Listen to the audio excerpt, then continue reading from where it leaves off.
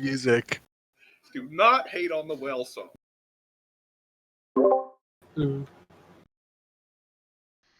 Yeah. Oh, it's not over yet. How do I turn it off? You can't. I can lower the volume there. Oh, I was enjoying it. It's still there. But an altercation broke out with the party. Fueled by a blind rage, Sisefri killed one of the townsfolk. It caused a fight to break out among the group.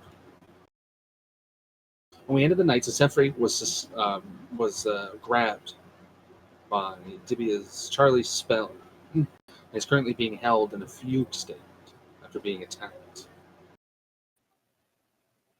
I'll say that I guess just for the sake of the fact that I guess Carney and Rusty are just done playing Dungeons and Dragons with us.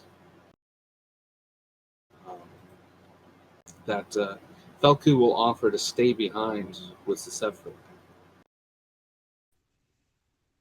And help him compose himself, I guess. I have some manticles if you'd like.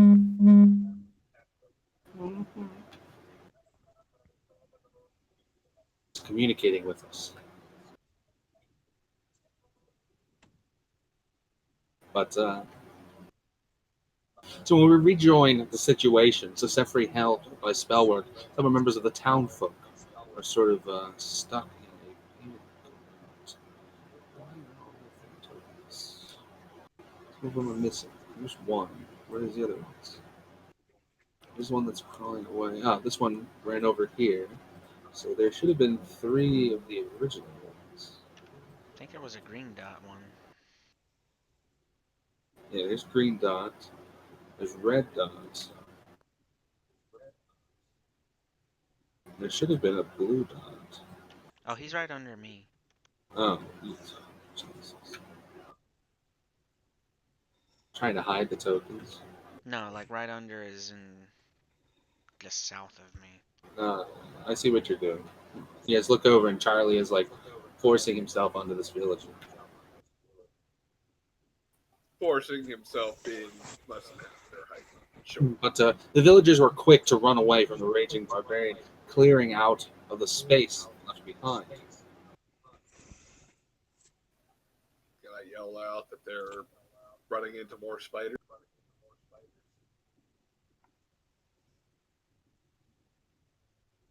As you call out, they seem to sort of like ignore you, sort of like huddling around the most recently injured, now rescued individual. The other one sort of cowering back in the hallway, stopping once they see the darkness, the bleakness in the other chamber. While the 3 over here sort of congregate near this open door.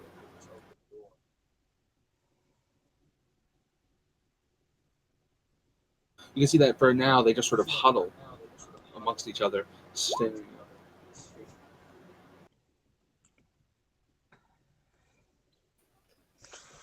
Then can I try diplomacy? Right. Yeah, what do you want to try to convince them? I want to convince them that we're not going to harm them and that they were under a spell. Bullshit! Shut up. Half of diplomacy is lying.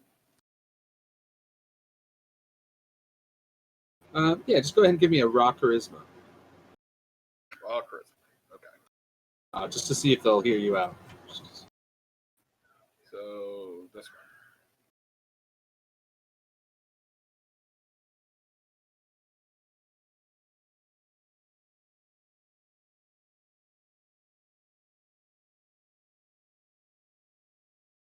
Right. I see it's adding in your jack of all trades, which you really in that role, but 22. All right, so let's see. So as that sort of calms down, the rest of the party, moving themselves in between Felku, Sisefri, and Sky, or otherwise watching the back of the room, Charlie keeping this one villager who's sort of conflicted, standing at the edge of the darkness in the next chamber.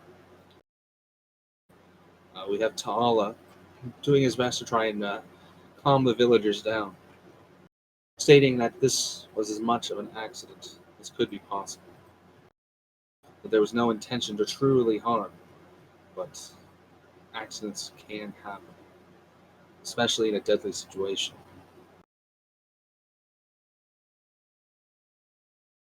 You can tell just by the look on the villagers' faces that they're willing to accept this, but it's only as much as they have to. That given the circumstances of being able to, hello, of being able to trust you or to escape cleanly, they already know which choice they would have made. Fair enough, but we can also at least triage them.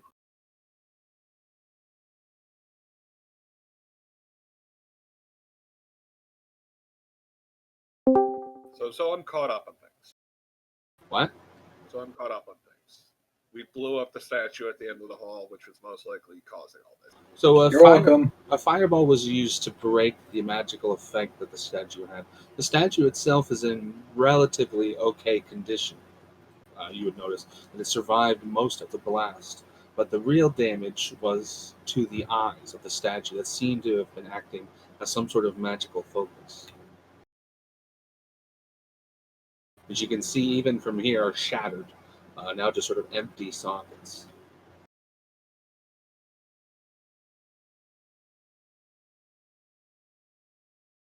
Okay, so at least know what happened.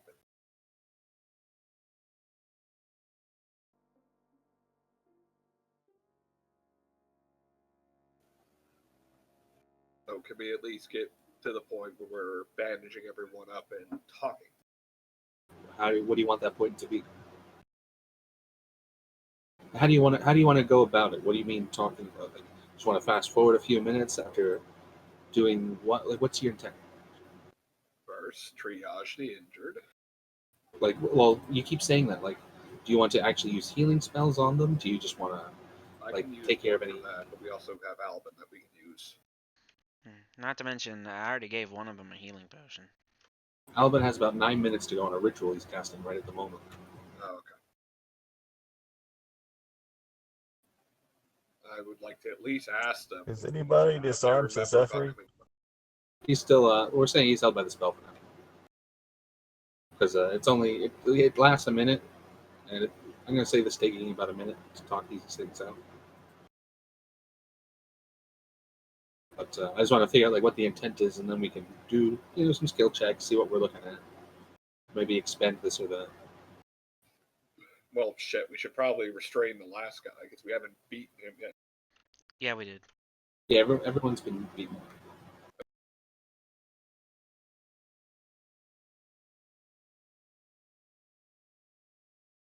So can I at least explain who we are and why we're down here? That part's been explained to 1, 2, and 3, but 4 doesn't really know. Can we ask them if they actually know how to use the weapons they were holding, or if that was just part of the mind control?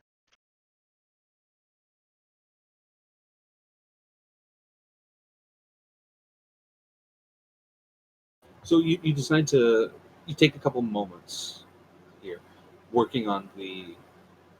So like I said, throughout this time, Albin's going to be casting a ritual. So you got 9 minutes where you don't have Albin.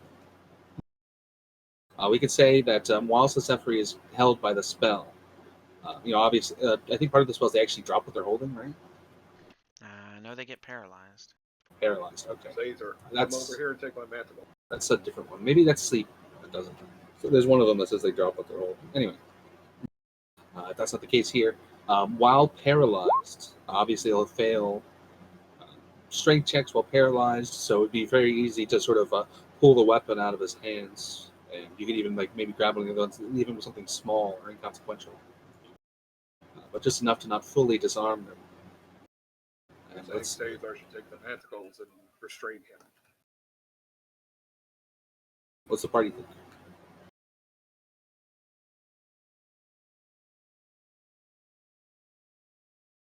I mean, I guess if Cesar has it, it's his call. Right? Sorry, what do I have? I want you to take the manticles from me and restrain him with them. He's not going to fight you on it right now. I mean, has he gotten out of his rage? It falls out after you're not doing a round of nothing. So he's done around nothing, right? Yeah. It's been a full minute. We'll leave him for now, and if he acts hostile, we'll take care of it then. Okay. Bruce, you've been told what happened, right? Last session? You're No. Oh, okay. So during the last session, one of the things that the party found out in the last session, after freeing several of the mind control villagers, they had a few basic questions answered by them. Mostly that almost all of them, the only thing they remember is being dragged down the well, and then waking up, in a sense, like on the ground, like battered and bruised after the fight. From there, Phoenix wanted to investigate more of the room, check out the broader area as a whole here. I need to light a torch for him so that some people can see. I'm also going to make it double bright, please.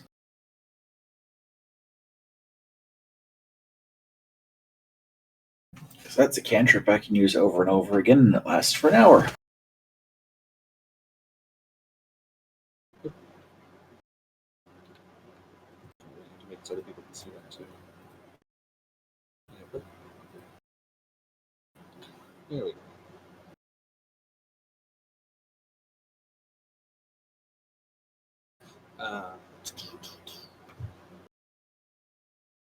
After that, Phoenix wanted to investigate the room further out here to investigate the statue and see what was going on.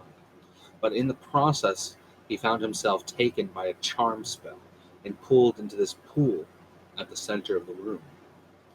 After failing like a series of checks and having at first he had the effect dispelled off of him by Felku, but he stayed in the area of effect and had it like grab hold of him again, and he was compelled to walk into the pool over here, something that we've never seen before. It's completely original to this dungeon.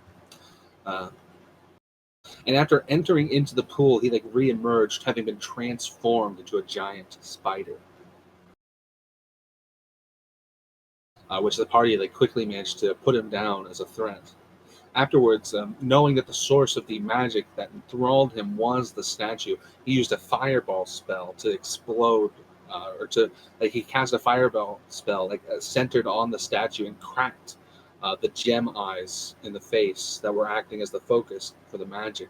But at the same time, alerted two new guards, mind-controlled guards from the next room. A scuffle broke out, and in the process, your character had a spear thrown at them by one of the mind-controlled guys. Carney had you rage and attack the person. There was two people. He had you attack the second one. In more concrete terms, you killed one of the villagers as part of your rage. Carney said you were doing it because they were the ones that threw a spear at you. Unfortunately, Carney was attacking the wrong guy and killed the wrong person. Yeah. That was a thing yesterday. Or last week.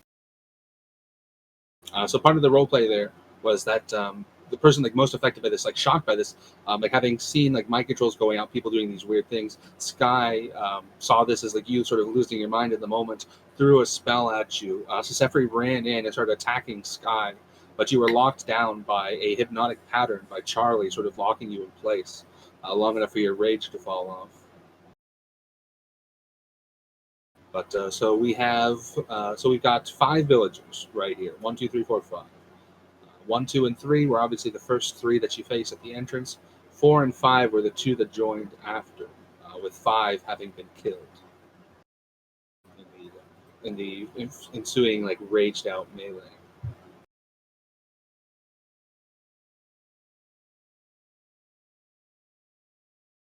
Since then, tonight, I don't think you missed anything that we've really done tonight. Realistically, it was just the party talking about, making a charisma check, try and calm down the villagers, hear out what happened, a persuasion check to try and talk to them and show them that this was an accident. But you can see that the main thing going on here now is the villagers have don't have any place to trust inside the party. No vested interest outside of just trying to survive the situation. Right now, we were just answering some questions. Charlie asked if they knew what they were doing, like are any of them any at all like versed in weaponry or the like.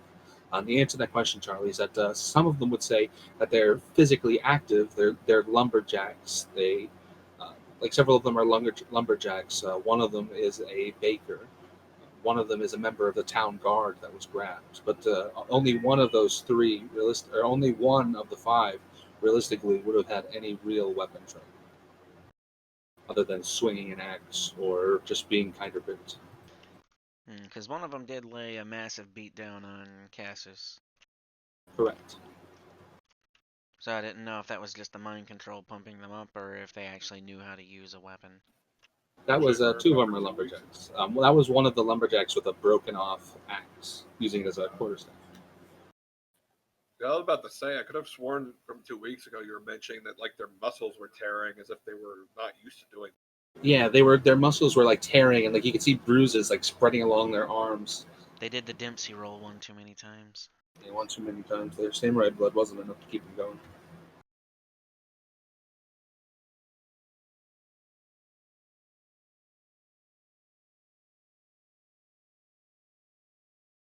This 10-minute interim period, like I said, so part of it is that Alvin was casting a Gentle repose. gentle repose on the slain townfolk. So we've got 10 minutes here where characters are doing things. Obviously, Tala is trying to talk to the villagers and see what's going on. Charlie was maintaining concentration on the spell for the first minute, but afterwards, let's move over from the right and work over to the left. Charlie, what are you doing? Like I said, you got 9 minutes here of stuff to do.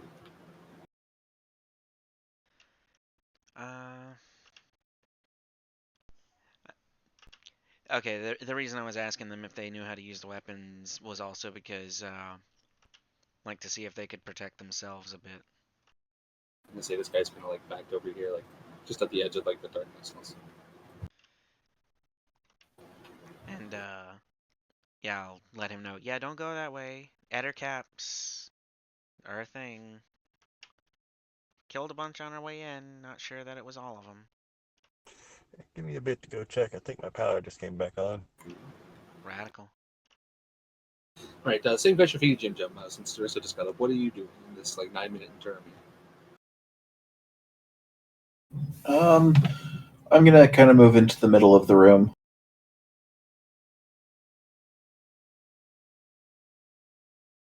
It's buff from Felku, so I keep forgetting what that token is.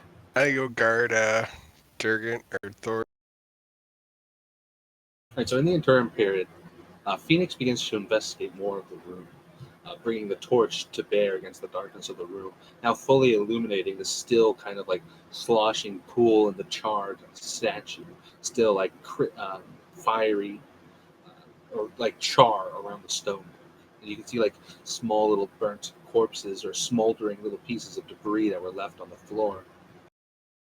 But it now like fully illuminates this massive statue that dominates the room.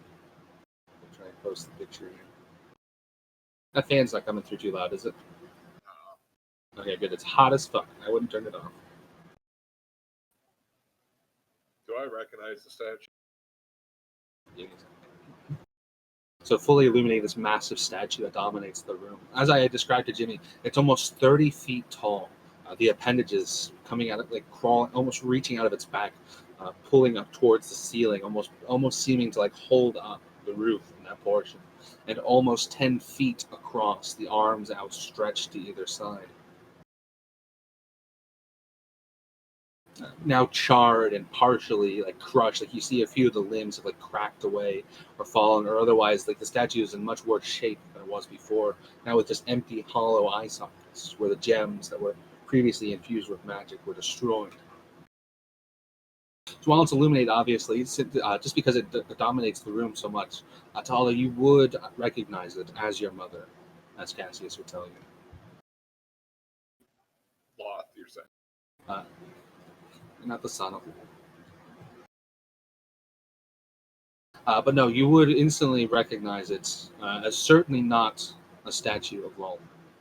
It doesn't bear the resemblances. It's not flashy enough. You know that no true temple to Lolth would be as barren or as not quite decrepit, but as inelegant as this building is.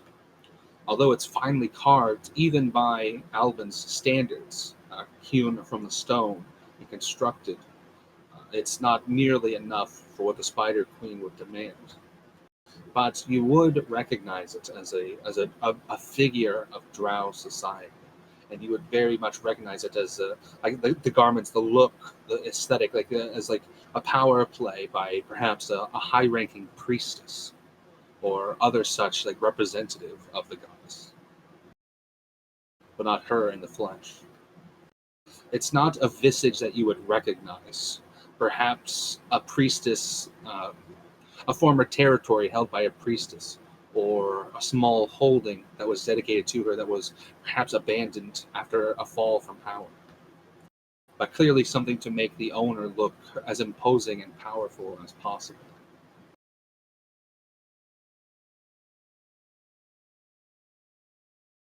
People wonder why I'm icon, I guess.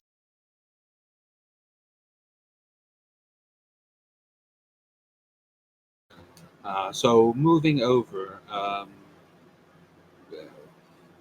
Josh is up higher. Josh, what are you doing in this meantime? So we've got Durgan talking to the townsfolk. We've got Albin casting his ritual. Cassius is just sort of like keeping a guard of the situation, wanting to sort of impose himself in the area, sort of like blocking things out in a sense. Phoenix is investigating the room, holding his torch out to illuminate everything, make sure there's no darkness sort of crowding out the area.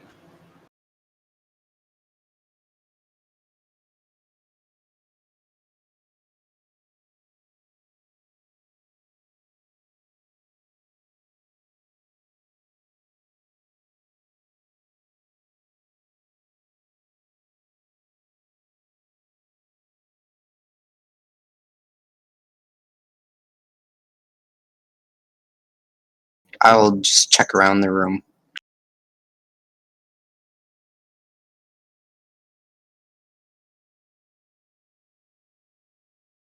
And you want to spend like the full sort of 10 minutes, or do you want to just like pace? You just want to look from here?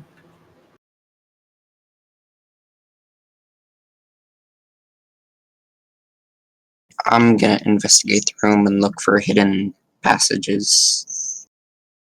Okay. So with that, you and just like I said, you're gonna spend the full like 10-minute duration more or less doing that? Yeah. Okay. Let's see.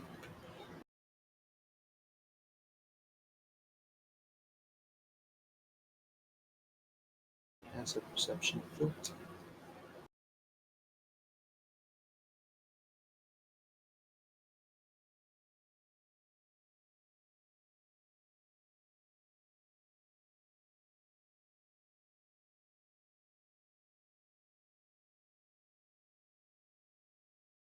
So one of the things you'll notice, without having to really strain yourself, is that guided by the fireball, soot sort of helping, how should I say, bring out the more delicate details to bear.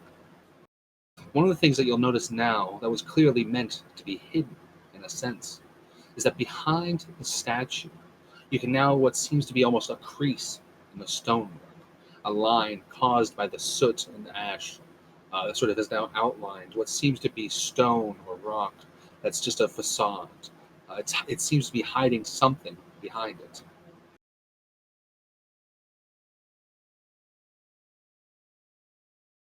And that'd be in this location, right over here behind the statue. I will try and open it. Go ahead and give me an investigation check.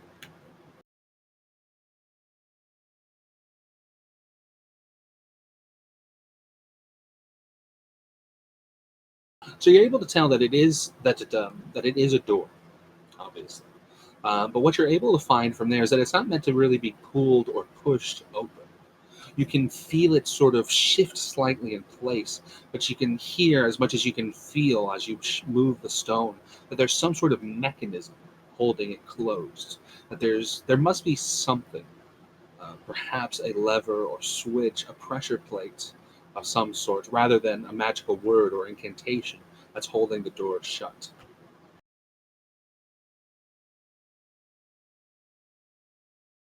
And you can tell that based on the fact that it still works as well as it does, that it can't be too far from where the door mechanism itself is.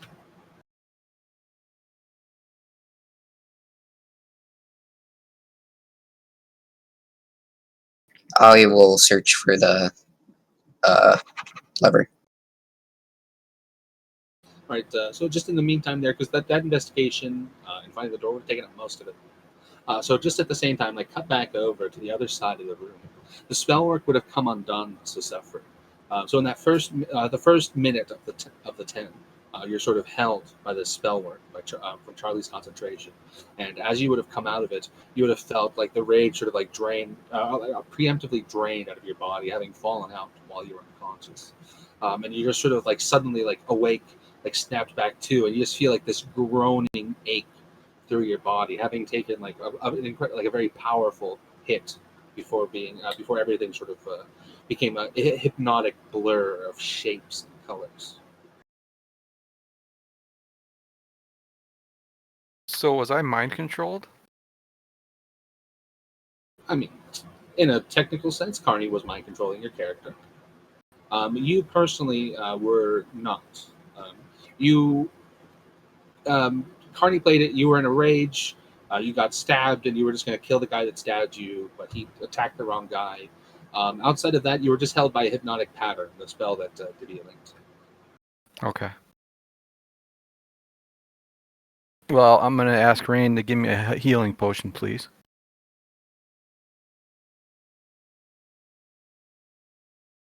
I'm back. All right. I'll have to preemptively sort of like answer for. Sorry, I got a bad sunburn. I went garage sailing today, and so I keep like poking at it, and distracting myself. Um, so as you sort of like come out of it, sort of like snapped out of your rage, snapped out of the effects of the spell. Like you were saying, you would have asked Rain for a healing potion, but I can't really say for certain what Rain's doing in this like meantime. But if you specifically asked her, you see that she sort of like turn and like look at you with this look of disgust, like not even wanting to spare you the glance, really. And I'm going to guess. Don't hold anything down until we check with Narissa. But I'm going to say she'd probably just sort of ignore it and continue whatever it was she was doing. But yeah, okay. And we'll figure out what that was in a second. So that really would have only taken maybe a couple seconds. Well, then I would like to roll an intimidation roll and demand a healing potion.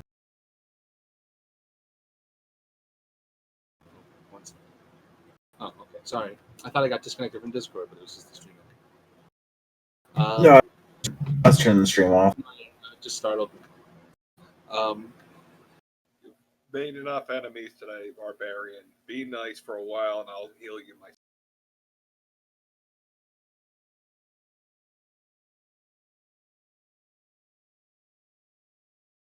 myself. Would that be an acceptable answer, Russ? To an extent, I don't really like the players like rolling like persuasion checks and stuff like that against each other outside of like hiding lies that they themselves. Yeah, sort of that's say. acceptable. Okay, yeah, I just I liked it to be just like communicating. So I guess Ta'ala would have sort of interrupted the conversation there halfway through to say that in a moment he's going to start casting healing spells.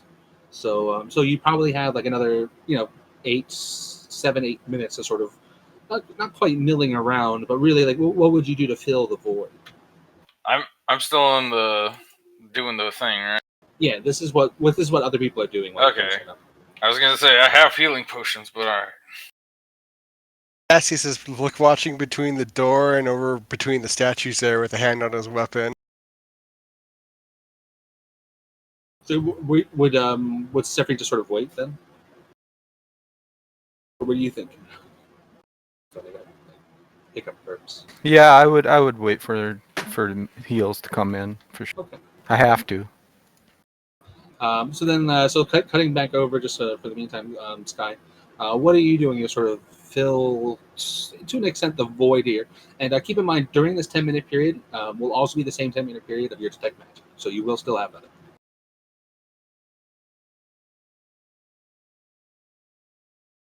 And then I can get rid of the big yellow circle. Around the room. So just another thing to reiterate. So there are, now that you can see, 4 doors. You'd be able to see, you could more or less, you'd be able to see like a Rango fiddling with a mechanism over here. You would see this door, that one of the guards, the only one that was able to really remember things while they were controlled, would say that he seems to remember being some sort of storage of sorts. This open room over here was the room that the other 2 guards came out of. And you would be able to see through that door another, what seems to be heavier door inside the room. This guy probably knows some kind of Selenian prayer for the fallen, so she's going to go over there and do that while this is going on for all the dead villager. Right, fair enough.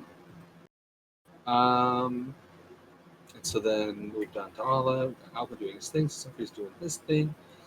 Felku isn't here, so I'm going to say he starts licking his feet or his eyeballs like a lizard does. I don't really know what he would do. Do you want him to do anything, Rusty? Um,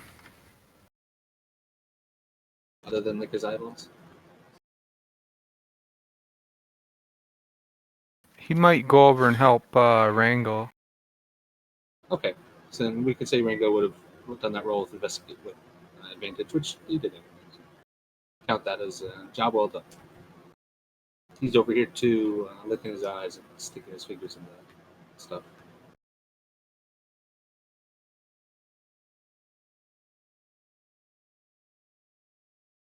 There it is.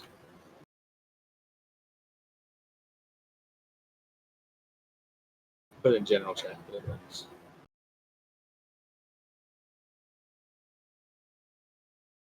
All right, so during that.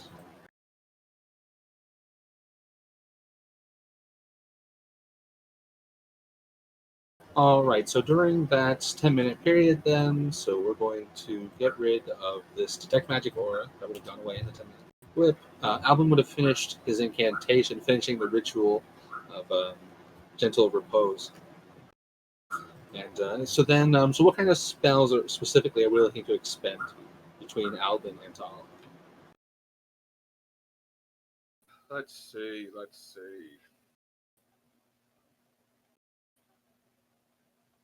Hey, Put him over here. hey, tall man. I'm thinking of a number between 1 and 10. Guess what it is?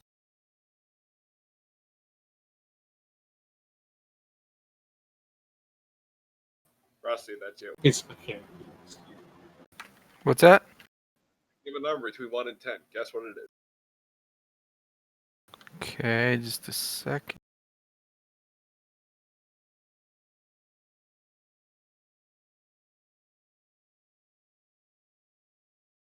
The numbers roll with great axe. Number 8. Well, not the one I was thinking of. Anyway, What'd you say? I slap him in the face to heal him. I have to touch him, after all. Close. You're being hysterical. Calm down, woman. It's like a 60s movie. You mean just like when Tala goosed Sky? Or was it? It was Airplane where he just starts like slapping the shit out of the lady, right? Yeah, so the line form. Yeah, that was some good shit. Wait, when did I goose Sky? Wonder if Last that's week. a tender thing. Guessing it is. that's why I don't have a level 2 spell. You betcha.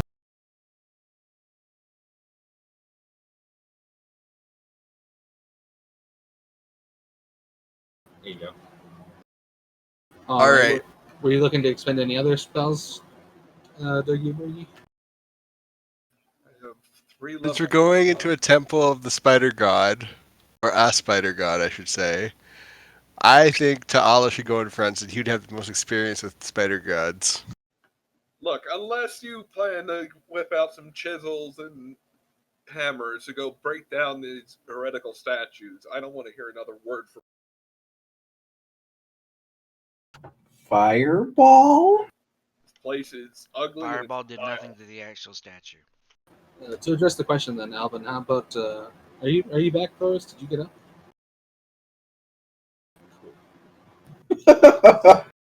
So this 10-minute ritual is going to take 2 hours.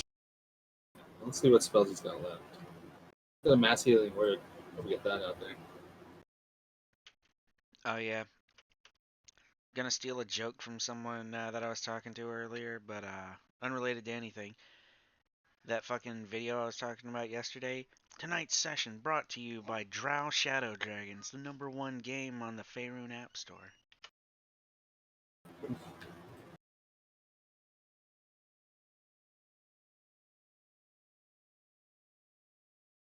Just noticed there's the letter R. Picture of the wizard looking outside. All right. Well, let's say that Albin is going to cast like a mass healing word here. Let me read how this works.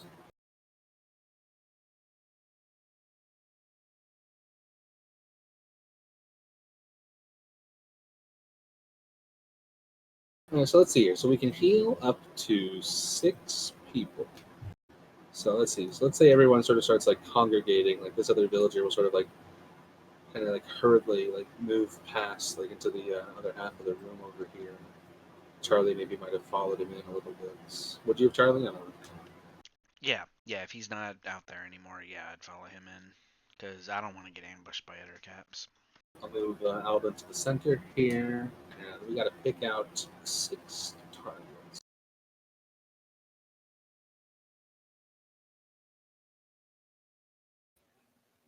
Can I ask the villagers if there's more of them?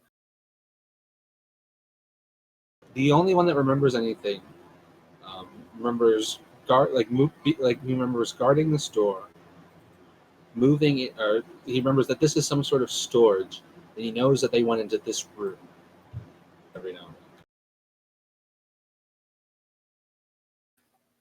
Well, Albin would probably be interested in the storage. Probably full of. So let's see here.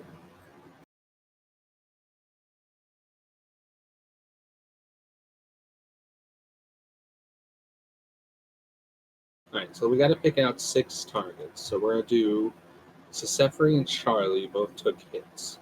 So let's see. So first from the spell, I'm gonna add 7, and then you get an additional 5 from Disciple of Life, plus 5, and then same for Charlie.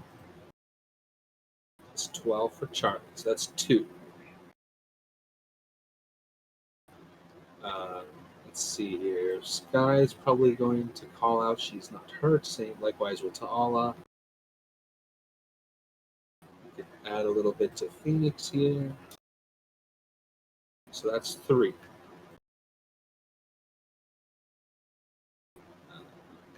Cassius, What do about Cassius? you want to take the healing? I'll take healing. I got my ass kicked by that not monk villager. Right, so that's 4. So now we can heal 2 of the villagers. I can't believe you got owned by a peasant. Heal the I I'm a 2. working man. Don't hate on him. Sounds like Sky is resisting arrest. Glad I kept my mantle. So 1, 2, 3, 4, 5, 6. Perfect. All right. So then it comes down to, you guys want to expend any other healing for the 2 other guys, but you can tell. But they're all more or less the same amount of health now. Well, that's good. They're all feeling just about as groany as they usually do. If anything, Heal the town guard collectively, one. that was one of them. That would have been number 3. No, number 3 was the. So 1, 2, and 3. 2 and 3 were lumberjacks. 1 was just some guy with a crossbow, the baker. 5 was an older lady, and 4 was like a young boy. They were the town guard. But they were feeling all right. They would have declined the healing to have it go to the other 2, or 2 of the other ones. Rusty, drink up. You're going to be point going into the next room. I'm giving you a potion. And that's what, 2d4 plus? Plus 2.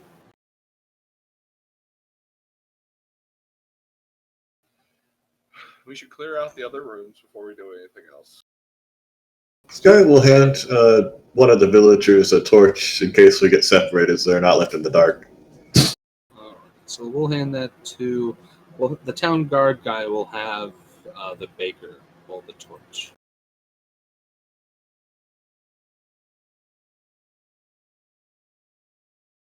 There we go. Boom. Now they've got a little torch. Alright, we should clear this room. Next, if I can propose a course of action. So this guy's the town guard. These 2.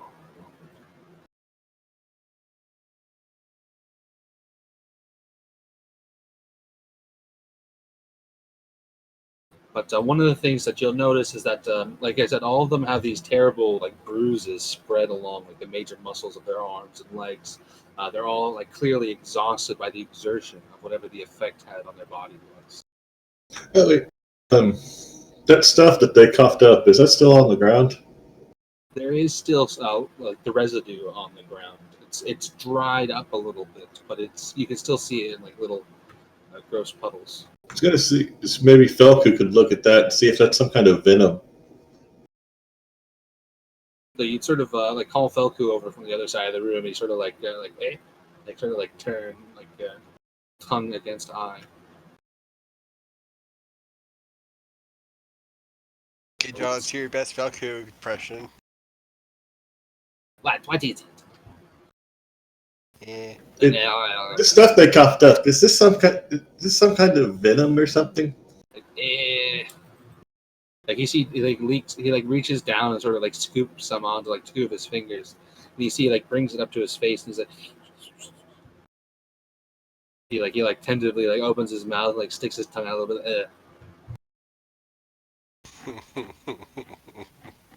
Do a nature check here. He's like, it's poison. And then he dies.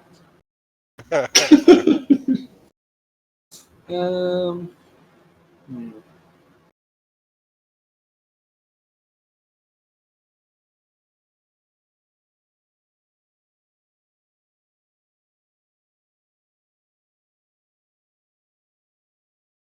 Oh, I don't have his tool proficiency thing in here. I'm pretty sure his. I'm going to say like I'm fairly certain his herbalism kit lets him tell. It doesn't. It does. He would be able to determine with, I'll say, his choice of nature or medicine. I'll say nature because it's a toxin. Yeah. He can tell that it is some type of venom. It's some sort of natural toxin, something that wasn't made. It's not alchemical, at the very least. Yeah, well, gotta watch out for spider bites. We don't want to end up like them. Well, That reminds me, I have one of their venom glands from earlier. melee guys should go up front. We should go through this door and see. Well, so in the meantime, Rango is still sort of like fiddling with the door mechanism over here. Rango, do you have any ideas of how the door might work?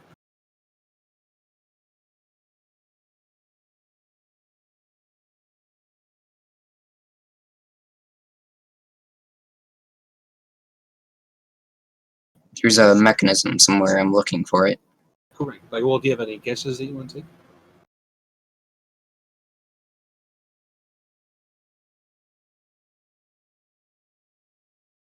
Can Sky help? Sky has a hunch. You can call it something. I mean, nothing real else going on. Check the statue.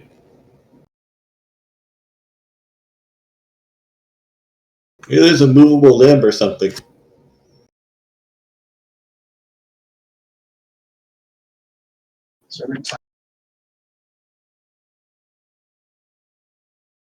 That's where I'd hide it.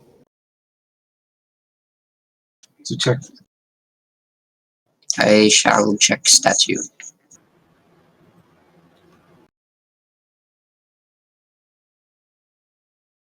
You spend a little time investigating the statue, sort of running your hands along it, looking for any kind of movable joints, any hidden panels, or perhaps something that you can press on or shift in order to activate the mechanism. You take a couple minutes to very carefully search, time not being much of an issue for you in this moment, or at least not wanting it to be as much. And eventually you would find that one of the spider-like limbs, one of the ones that seems to have just barely survived the explosion, does seem to have a little bit of shifting, a little shift to it, as if it's meant to move.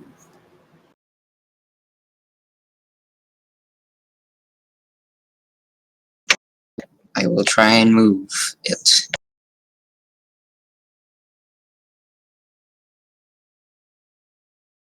You give the limb a tug and find that the mechanism, however old, does still seem to function. You grab hold of it and pull it downwards, the stone sort of crumbling under your fingers as you do, revealing just like a bare, like steel rod, giving it shape beneath. And you hear this low groaning hiss behind you as the door slowly shifts open on an ancient mechanism.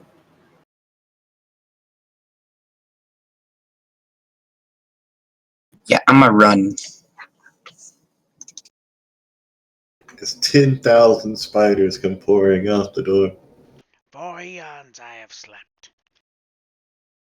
The door groans open. One of the things that you notice, even as you run away, is that no dust seems to shift or settle. The only thing that you can tell, or the only thing that you feel, is like a slightly cooler bit of air sort of like flow into the room, escaping from the next chamber. But the air doesn't smell stale. It has a freshness almost to it, much like the rest of the chambers you've been in.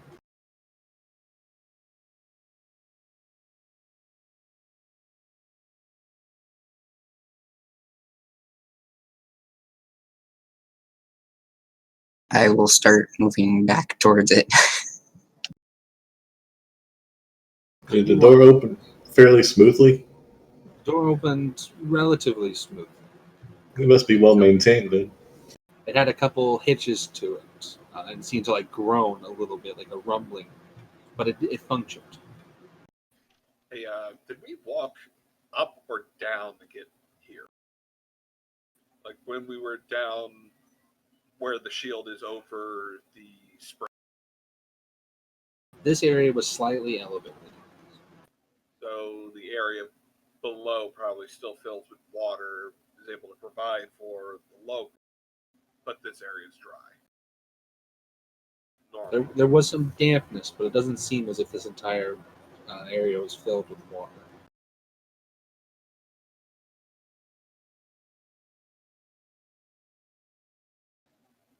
But with that, so as you're doing that, the rest of the party is investigating this room above.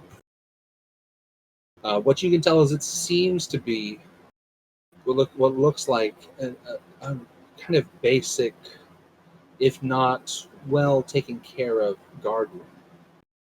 What seems to be an old wooden table and a set of what were once finely carved chairs take up a small corner of the room. And you can see still a few small tarnished silver coins sort of smattered along the tabletop, maybe 7 or 8 in total. With what I'm not looks, trusting coins again. Leave the coins for the villagers. along with what seems to be a strange, dusty-looking vial.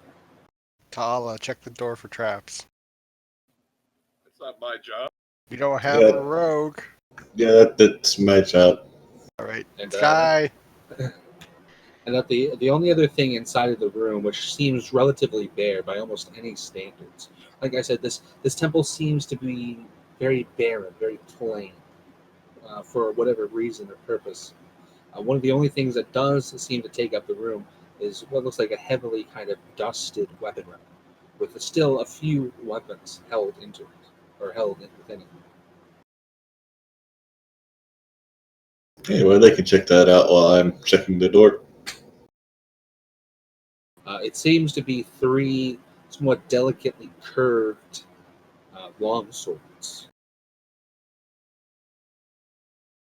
Curved swords. Hey, With their but hilts and the steel themselves seem to be almost acid etched with a web-like pattern. oh, great. Hey, I'm taking one of these. And fucking red guard temples.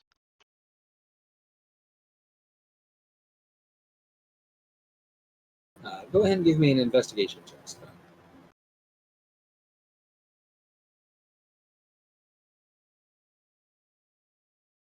The door, other than being relatively well crafted, much heavier than you'd expect, a large slab of what seems to be stone and metal, doesn't seem to bear any strange traps, anything meant to snare or grab anyone that would hold it. It just seems to be a heavy, locked door. It seems clean. Should I take a crack at the lock? Of course. I was asking the party. Do it. Go for it. You don't I need take a their step permission. back. You need mine. I am your god. Okie doke. Just these tool check. Yeah. Did you check it for traps? I did. That's why I said it seemed clean. It's Right. clear. John said it looks clear. Take a step back.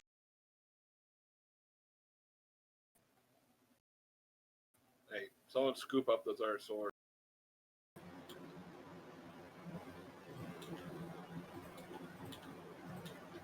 There we go.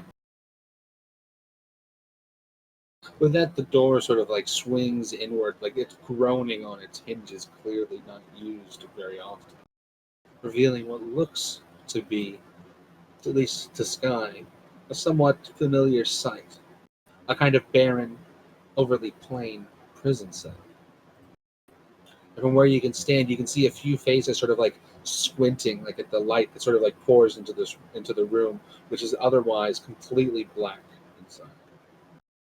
Doesn't call it. Are you from the village? So as you sort of call out, at first there's no response, but eventually you see like a form sort of like shift a little bit closer to the bars. Again, like I said, it's just like sort of shying away from the light. They'll sort of like croak out, their voice sounding dry and hoarse, very low, sort of almost like whispered yes. Oh God, you don't sound good at all.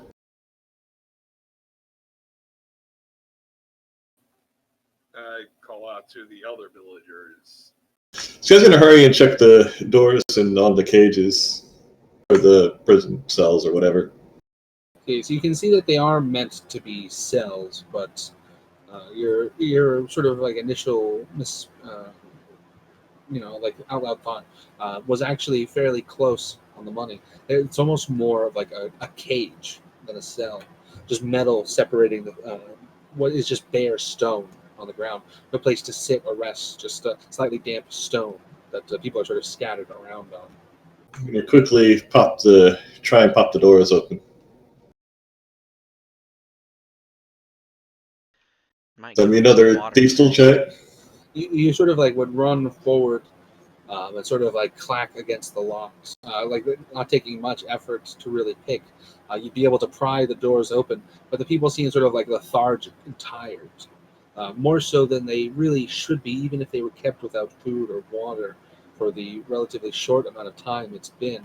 Actually, it's been 4 days, so I mean, they could be dying of thirst, but they seem like overly lethargic. But yeah, Alvin's good at medicine. let's not give him any of the water that turned Phoenix into a spider. Where is? There it is. This guy's gonna call Alvin over here and say these people need some help. I call out the other villagers as well and tell them that they have some of their friends. What? I'm calling to the other villagers that their friends are in here. Well, I guess Sky will give him some water. So at the same time that Albin and the one member of like the town's guard sort of like show up, like again, like those, you'll see that the people sort of stir a little bit as they see the member of the guard, clearly like sort of recognizing the face. You can see that they look a little relieved, but still just like too tired to really do much of anything. You'd offer like your water skin around, and between the 5 of them in total, that sort of like start to like mill around, sort of like moving out of their cage, like trying to, like some of them leaning up against the bars or otherwise holding onto them for support. Between the 5 of them, they completely drain the water skin and only look a little bit better for the effort. That's all I can really do. I was going to have Alvin look at him to see what might be wrong with them. One of them sort of like walks over and he's like, "Oh man, like, spit in my mouth, please." He doesn't. Oh, I just wanted a cat girl to spit on my face. Everyone pee in this bucket. Well, here. Albin cast purify food and water. Listen, we're not going Bear Grylls here. Bear Grylls wasn't a cleric. That was Yeah, his phone call. problem. I don't have the food one.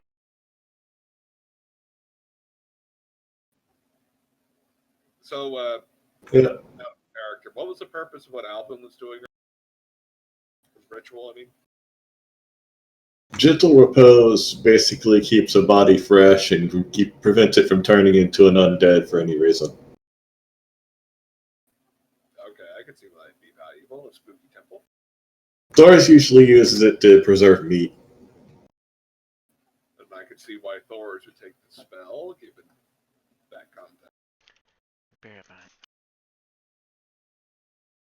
But anyway, Thor, I was going to see if Albin could check the villagers out with his medicine skill, because something's obviously wrong with them. Alright, that sounds like a thing for me. I am the hobo doctor. Yeah.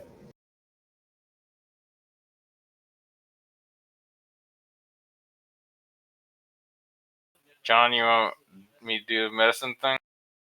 Yeah, go ahead and give me a medicine check just so you can see if there's anything. And I'll give myself a belly rub also. Hey, Rusty. Hey, Charlie. Come with me, please. Charlie, gonna stay right there.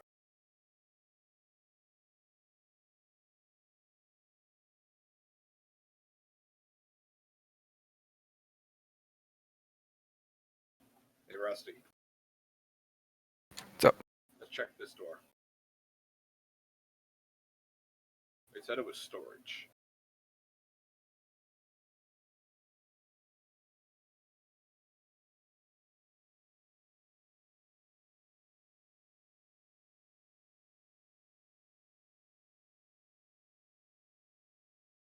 All right, so while that's going on, let's cut back over for a moment to Rango.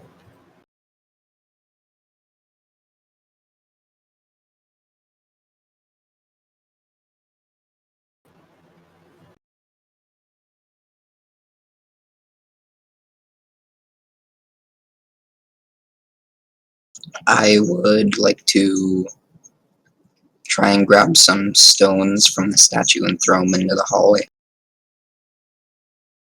You take some various pieces of rubble, mostly chunks from the arm that crumbled away as you activate the mechanism, taking them and tossing them down the hall with a clatter. Other than like the sort of like echoing sound of them like clacking down the hall, nothing much seems to stir or react. Nothing seems to really change. At least not from where you can, or at least not that you can see.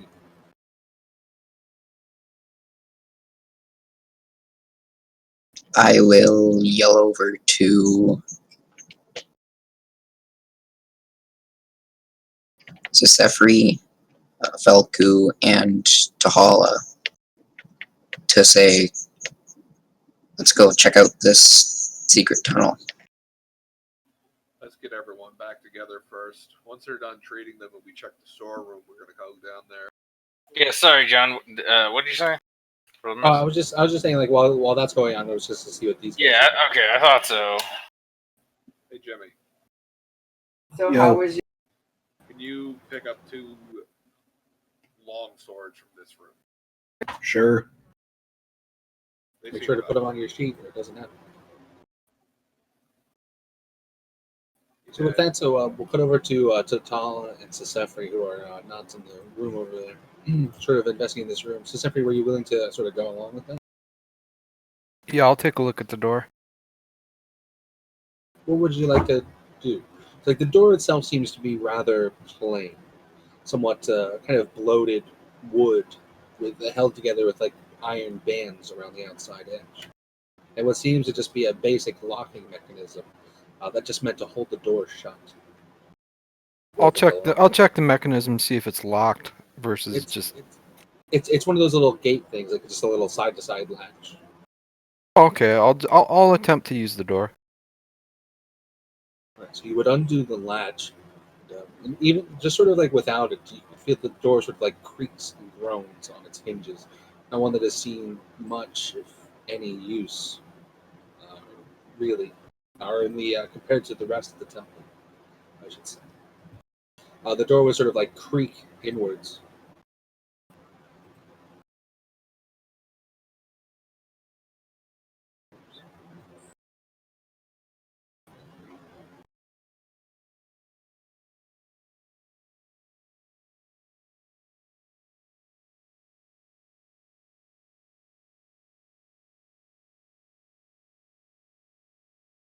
Revealing what looks to be a rather barren, or rather, I should say, plain stone room. What seems to be various small crates or bags, kind of haphazardly stacked around, all sort of like covered with layers of dust. But you can see spots where they've been touched or recently handled, where the dust has been cleared away, or where you can even see like fingerprints in some spots. It looks like it's been used, so I'm gonna break out a torch so I can see and investigate. Check out some of the boxes, see what's in them.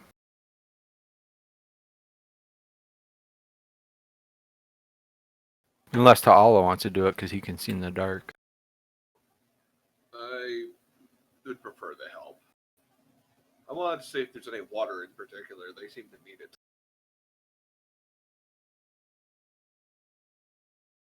If we could even trust water from that room. And so, is this something you just want to like look around very quickly, or would you like to spend a little bit of time, sort of like peeling through stuff? I'll spend as much time as Alvin takes treating those villagers.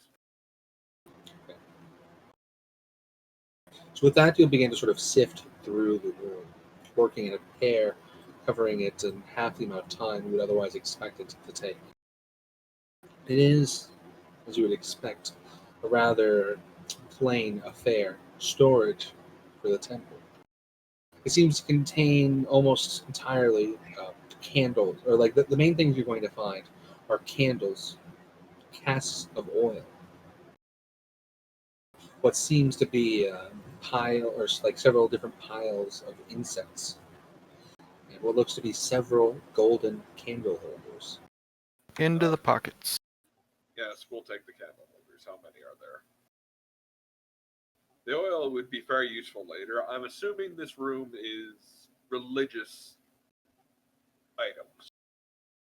As far as you can tell.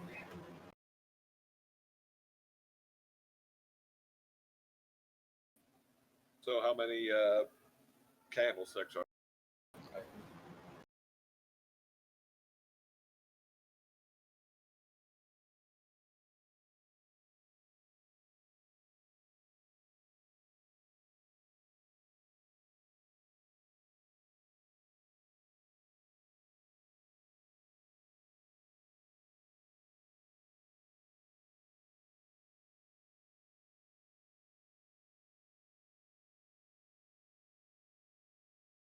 Three and a half.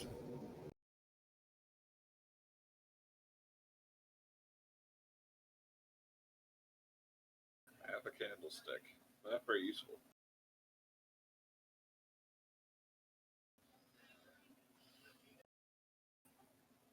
I think we could probably make use of the cask of oil later. Hey, Rusty, can you pick those up? You think Pick what up? the oil? The cask? I don't know. How big are they? 5 pounds each, apparently.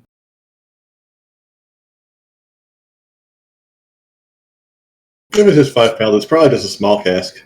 Small, like wooden barrel kind of thing. I'm just saying, you could huck that at something. It would be very useful to us. Yeah, I'm pretty sure I could grab at least one.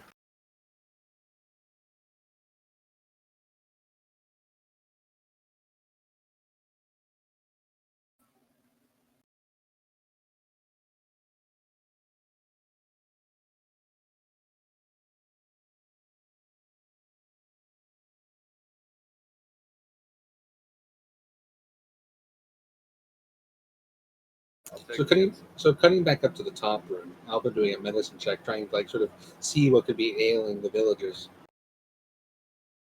You'll see that they are, of course, like you could tell even at a glance, they've been malnourished and sort of like withheld water. Perhaps this is a means of convincing them to drink water from the well. At least you'd be able to assume. But outside of that, you can see that perhaps as part of it, maybe when they were first taken down here or continually since then, they seem to have been drugged with something to make them lethargic, to make them weak or tired, or maybe just to sort of distract them. Something to sort of like mentally numb them a little bit.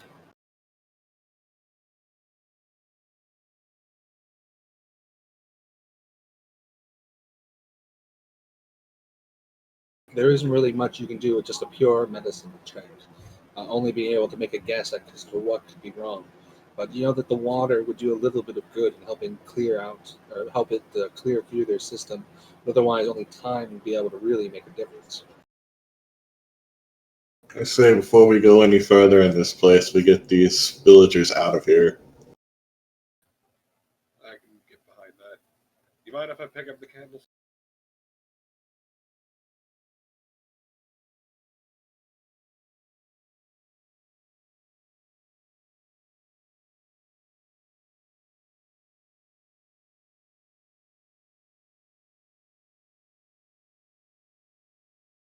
But so Sky, so I just sort of like bring up the concept.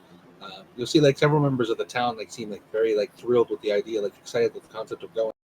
But the member of the town guard, the one that seems to have remembered most about what they were doing, he'd sort of call out with some apprehension. He'd say that they were like he has the idea that they were never meant to really stop anything from getting through, but feels as if the whole point was to just sort of buy time to delay someone coming in. That's a good point.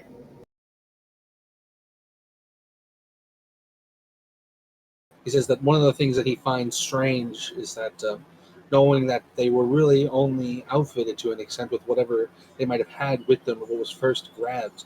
But he says that like as an example, like he would have noticed, and some of you passively, I'd say I think Sky and Charlie have like a higher intellect.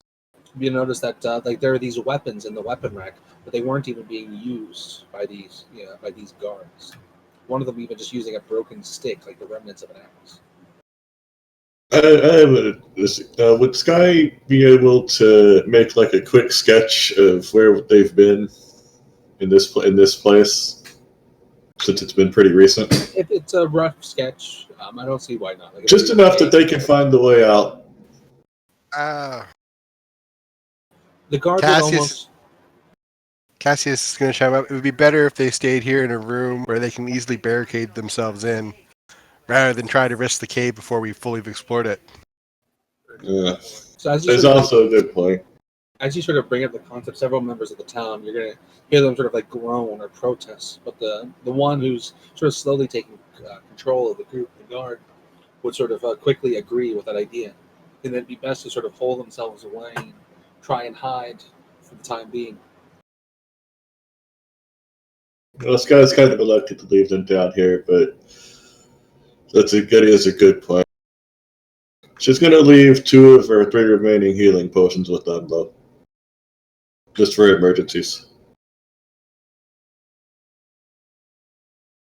Okay, then we should settle for it then. So while they're discussing that plan with the guards, while Ta'ala and Sisefri are in the room, we would sort of look back over at, or what are you doing this time? Uh, So you I'm would honestly see trying like to think of something, but I was just gonna ask, did Skies Detect Magic pick up anything about the swords? it had run out by the time Oh, this. okay. But when she was over here, she wouldn't have sensed any magic. Okay. Doing her prayer, she would have been in range to sense the swords. The wall would have blocked it anyway. Yeah, you didn't sense anything. Is this sword better or worse than my rapier? It's a long sword.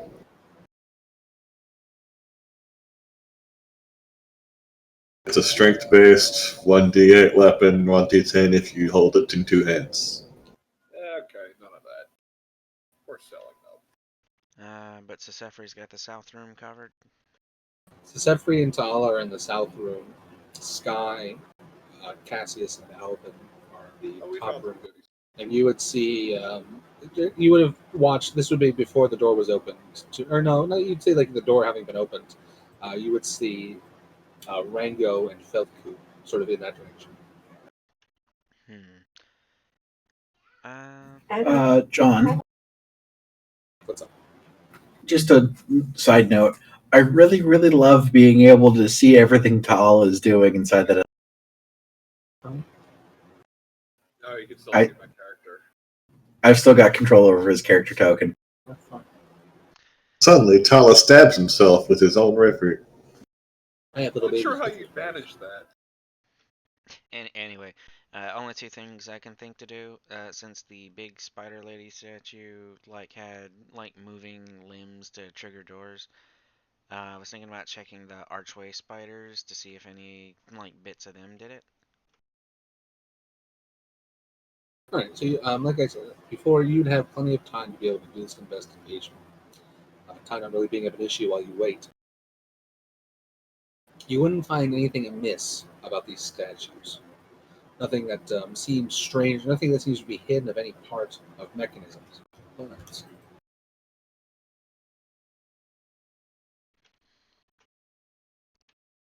you would find that both of the statues, or each of the statues, on 2 of their legs would have had small hollows that were sort of hidden as joints in the carapace, and you would find that each of them held what seems to be a long, slender vial, something that seems to have dried up, almost like a powder inside. Would I be able to do a medicine check to tell what it was? There's an explicit tool proficiency that allows you. I believe alchemical tools. Are you proficient? No. No.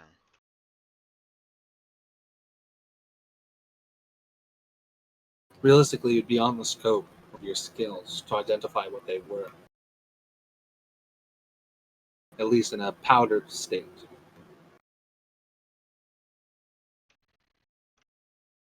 But you would know that they were hidden, at least enough that you wouldn't be able to see them at a glance, but otherwise readily accessible if you knew where they were.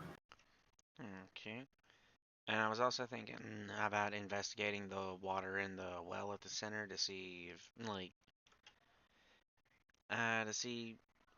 was it what was transforming him into a spider, or was it just the statue, making him go there? Yeah. How do you want to figure that out? I'm trying to think of an actual way that wouldn't just be taste the water. Jump in the water. I want to go and I want to poke at it with a stick. Bring smooth jazz to the water. I tell the I can't. I'll touch glass of water.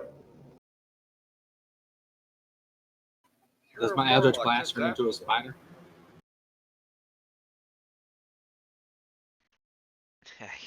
I guess I'll just toss a rock into it, see if anything happens.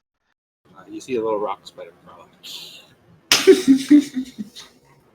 Nothing. A rock, Ermiger, also ultimate. known as a crab. Okay, But no, guys, we're nothing. rich. We're gonna start a rat. Turn rocks into crabs and cook them up. You know, it's this village in the middle of the countryside. Sure, exporting a lot of. From the crab mines. There's crabs. Where's the crabs? But no, nothing happens as the Ugh, ugh. rock gets sort of thrown in there. So while you do that, though, Charlie, because like I said, this is all happening sort of in tandem here.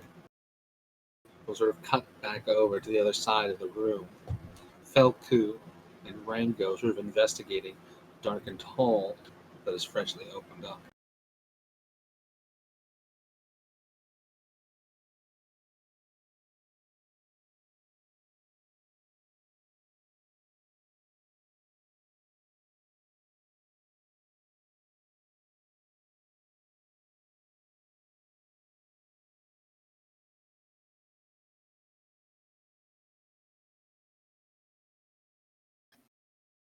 Are we good to gather back up yet? I think so. I think all we got left to do is just head down that hall. Okay, I'm game for this. You're cleaning out the room while this is happening, people. Felku will use produce flame, and then we will go into Zaha. Fire.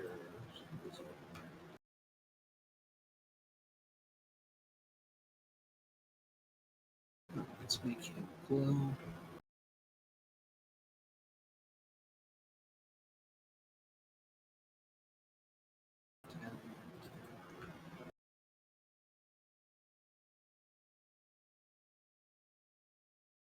There we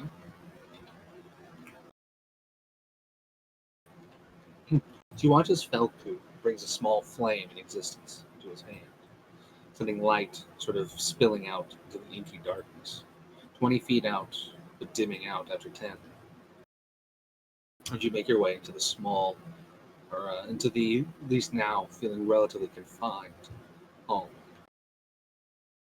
You find yourself looking into a large room, dominated in the center by a stone carving of a massive spider, some sort of huntsman in mid-hunt, sort of like taken as if it's posed like down to the ground, looking out into the hall that you are now coming from. You can see the inside of the room, even from where you stand, seems to be a little bit more intricately designed, with engravings in the walls, almost as if bas reliefs carved into the stone.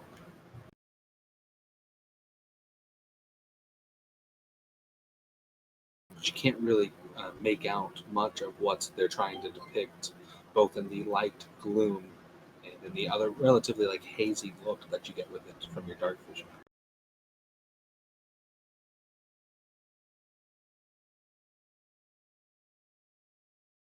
But you can make out a concept, at least, like a general shape. In the walls behind you, at the other end of the room, what seem to be figures sort of like standing, bearing some sort of symbol. And you can see perhaps there are other symbols on the other side. There are other like carvings that you can just kind of like just barely see that perhaps, but you can only really see half of it where you're standing.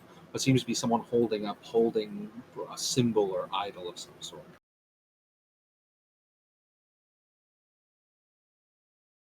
We will go into the.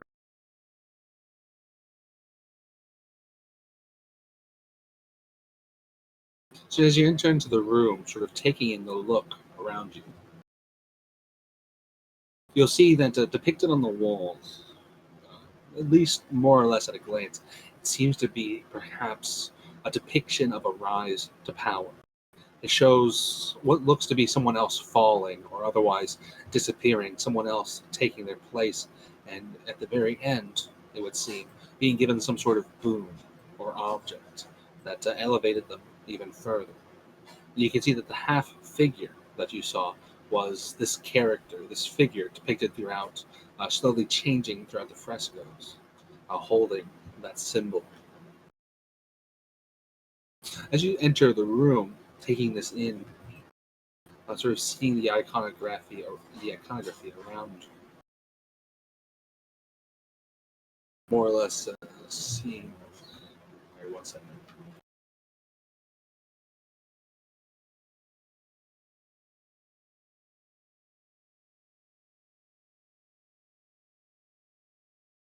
Right, it sounded like someone was crushing ice for fun out there and trying to figure out what's going on.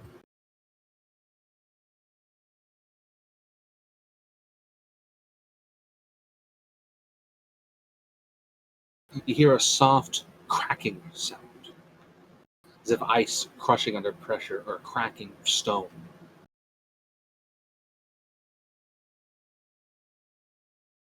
And in a flash, almost like following the sound, like a gunshot going off, the statue in front of you will sort of like crunch in, curving in on itself, and then explode into action, like leaping forward suddenly, like an animated stone spider lunging forward.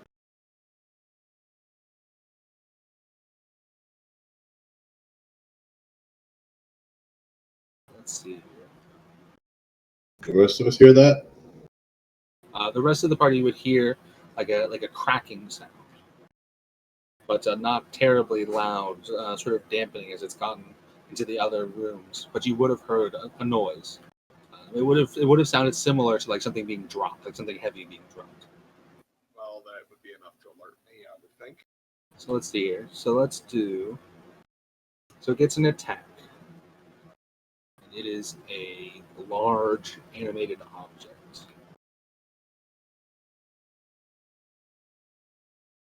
So D20 plus 6 for an 18, which does connect. And large. It will deal.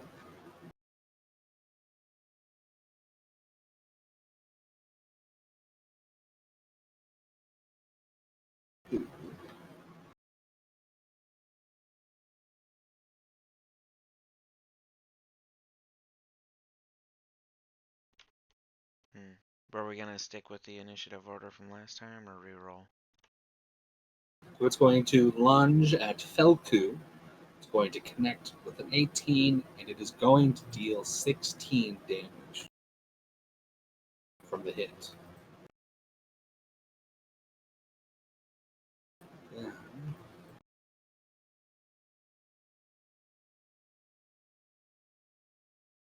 We can go ahead and re-roll initiative.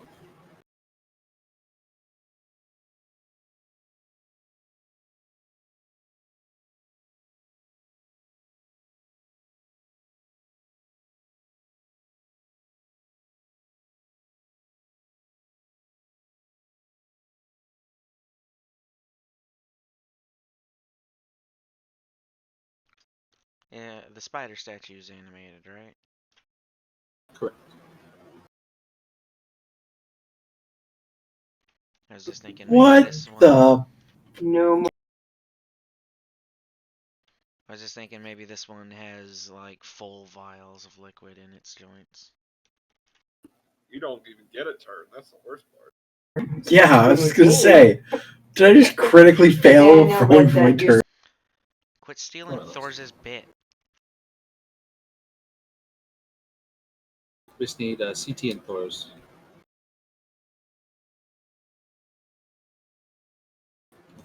Roll for initiative, okay. I gotta get 2. Ooh.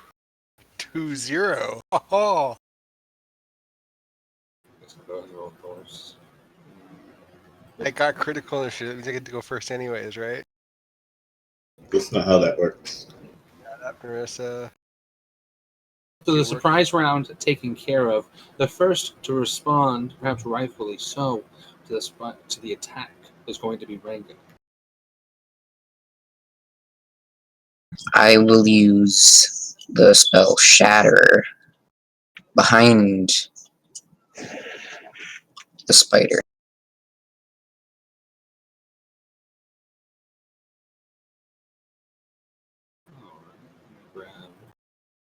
Spell MacGuffin.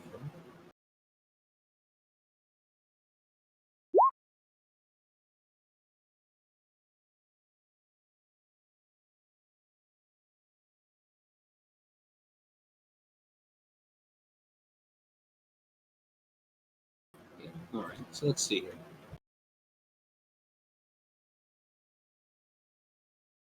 So it has to make a Constitution save, and it has a Constitution score. And it has disadvantage on the roll. Just gets 2d20s, takes the lowest. A 13 will fail.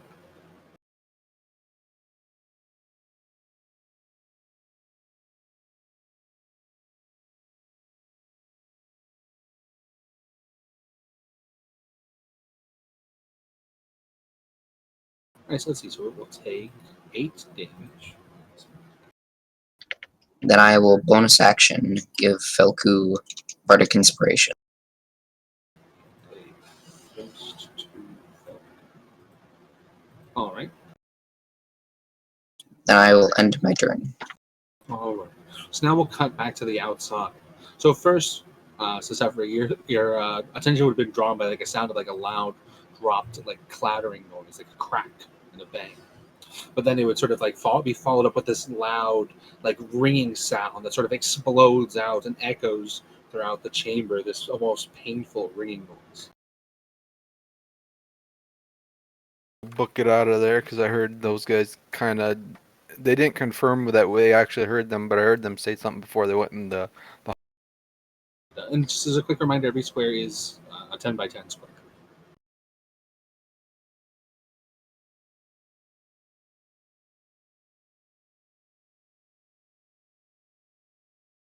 I will bonus action or use my other action to finish an extra run. You're using your action to dash. Yeah, that's it.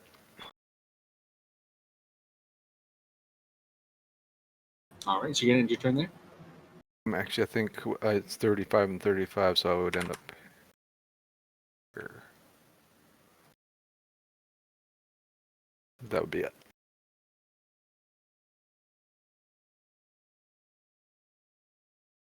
So it's 70 move. You should be able to get right here, actually. Let me see here.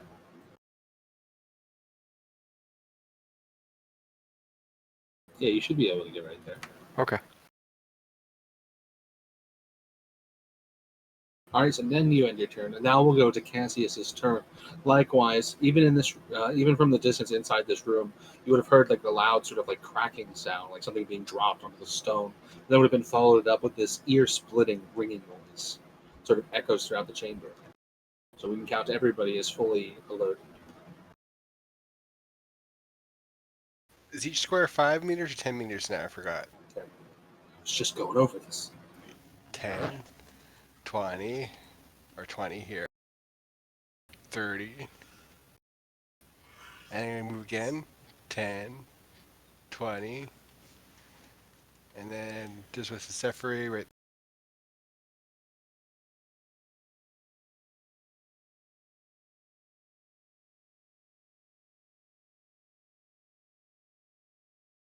All right. Tala, likewise. Oh shit! Hold on a second. I didn't roll initiative for the object. Damn it, he remembered.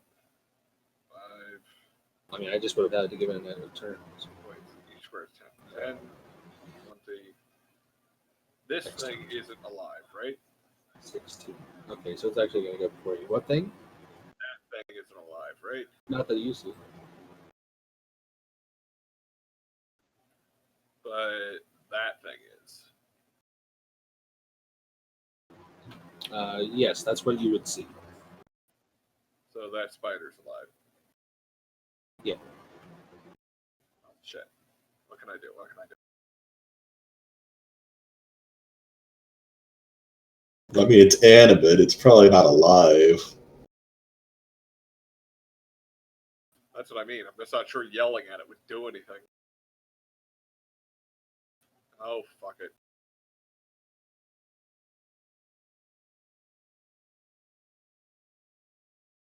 Let's see. You're going to take aim with your crossbow, and even I'll say, despite the cover, the bonus to AC that it has, the like massive amount of cover it's going to have, you do still manage to connect your strike with a 15.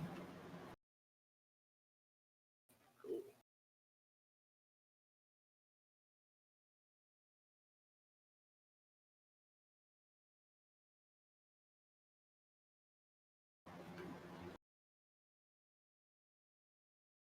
For 3 piercing damage. All right. You want to end your turn there? Yep. All right. Let's see. It's going to follow up with a second attack. It's a Felku. Or Falco. Whoops, I clicked the wrong thing. Sorry, Ilthus. Oh, damn it!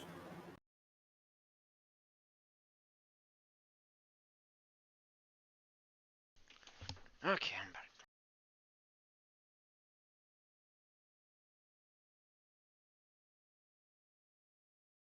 Alright, so let's see here. My So bad. there's a D20 plus 6. And this one will again connect.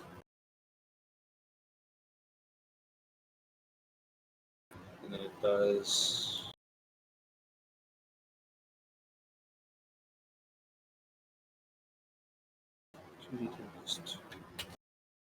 Oh my god, another huge hit. It's like again, it's gonna like sort of lunge forward, shooting forward almost faster than you would expect such a large animated object to do, like bludgeoning and like trying to like crush Felku under a flurry of like slamming attacks, not having like enough delicate features to it, just using it the weight of its stone body to sort of bludgeon him against the ground, slamming into him. As we will then go to Charlie's turn.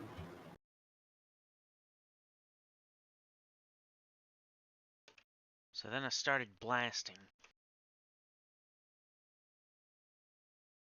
Not one to be upstage, two more loud, like ringing cracks will sort of emanate. Charlie sending blasts of eldritch energy hurtling along the ground, like skittering around the party, dodging through them and slamming into the creature's stony form. Dealing big damage. I hope Yeah, Falco. just imagine the sniper rifle scene from High School of the Dead. I don't want to.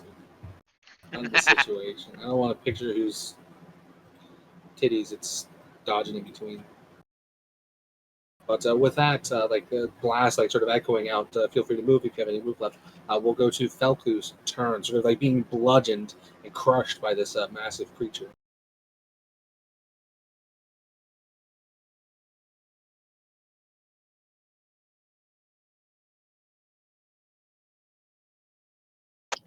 Felku will use Cure Wounds at 3rd level. So he's going to use up his last 3rd level spell slot. You should probably just disengage. Big healing, though. Go ahead and add that. And then he will use his bonus action to turn into a... Hold on. Big old 21 healing. Look at that. Damn, son. That's how you cast Cure Wounds. Then he will use his bonus action to turn into Velociraptor. an Allosaurus. Close enough. I will not fireball him this time.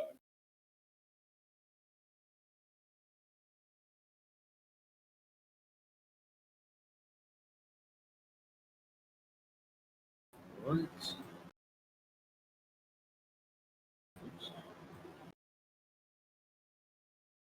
And we'll move Felku into the timeout box over here.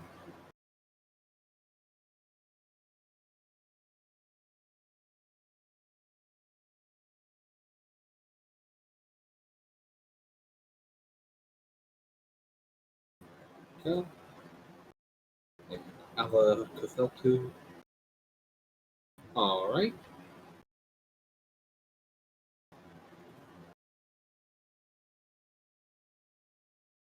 Then he will end his turn.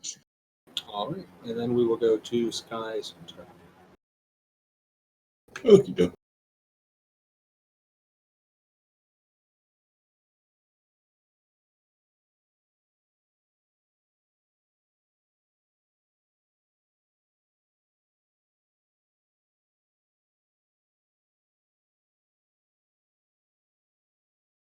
Nurse, take like at least a minute or two. I gotta wash my hands real quick. Okay. And we use my can't see anything yet, so I'll use my feline agility to get another 30 move. Explain what that does in very much detail. He has to fight the coronavirus. You see, feline agility is a tabaxi ability that allows them, if they stood still and did not use any movement in their previous turn, to then, as a bonus action, double their movement on a subsequent turn. What this means is that if you were a tabaxi player with 30 Where, movements, where exactly is the statue? Oh no, Yeah, it's around the corner from you and down the no, hall. I meant the one that's right there. I didn't want to actually take the space that the statue is in. it takes up this entire like 10-foot box right here. I'll shrink it down for the sake of clarity. It'll look all stubby. There we go. That works. There you go. Okay. I see my boxy explanation. I'm gonna have to. It's just gonna have to have cover. I wouldn't do that. I touched the pool. Look, it's just squares how they are make it hard to move around. I slurped the water.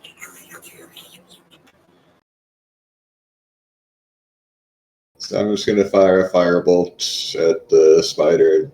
Probably. Let me just check for or cover here. I close the tab. I don't know why I've been doing that. I'll read what I want and then just like cover it.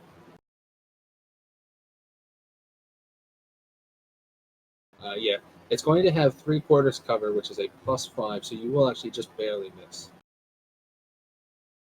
Okay, my turn's done. Yeah, and since you do miss because of the cover, you will accidentally shoot the statue in front of you. It'll like puff into like a little thing of flames in front of you. And then it'll wake up. And then it'll wake up. And then it uses crush bones. A pelvic crushes you to the ground. As we go to Albin's turn. So snoo. Yeah, you're being snoozed by a big rock Spider. snooze. Durgan feels jealous. I've seen Arrogance enough out of- hentai to know where that's going.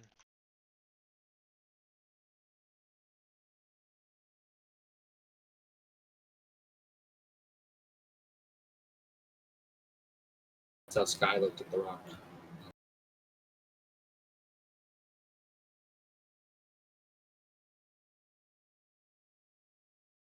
It's your turn, Thoris. The statue will do to Sky what this rock does to this trunk.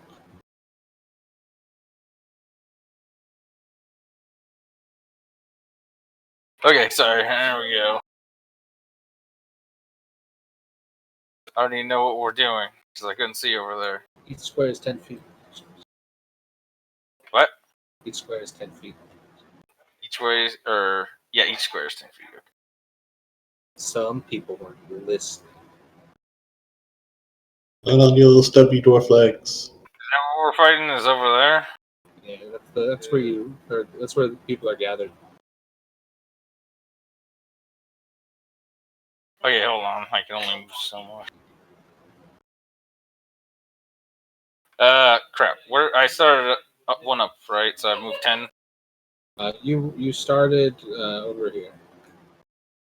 Okay.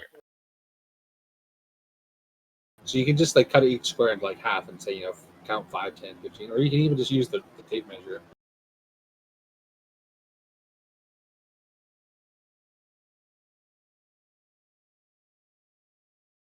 If you right click, it'll pause. And you can change direction. Well, So you see how there you go. Like this.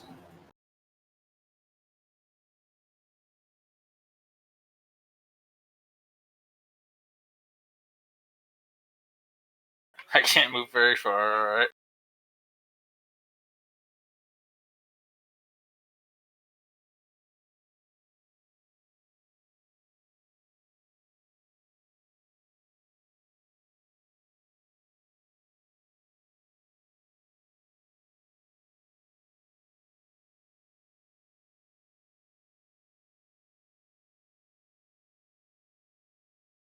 I think I can move just like there. Or no, damn it, I meant like that. Is that 25? Oh wait, I can move double time, right, or whatever. If I don't do an action, That is correct. You can I use your still do a bonus action? You can use your action to Move. dash, and you can still use a bonus action. Yes. Okay, and then dash is double, or right? Yeah. Yep. Dash is your move again. What did Dibia shoot before? Eldritch Blast. I know. What did he shoot? Like a creature? Oh, just can't see it. Okay. Yeah, you can't see really what's going on. It's. Or no, wait. Oh no, Felku. His little torch would have gone. He probably would have lost concentration. Let's see if he would have lost concentration. If he still has like a little fire floating next to him. Let me see. It's been hit twice, so 2 con saves.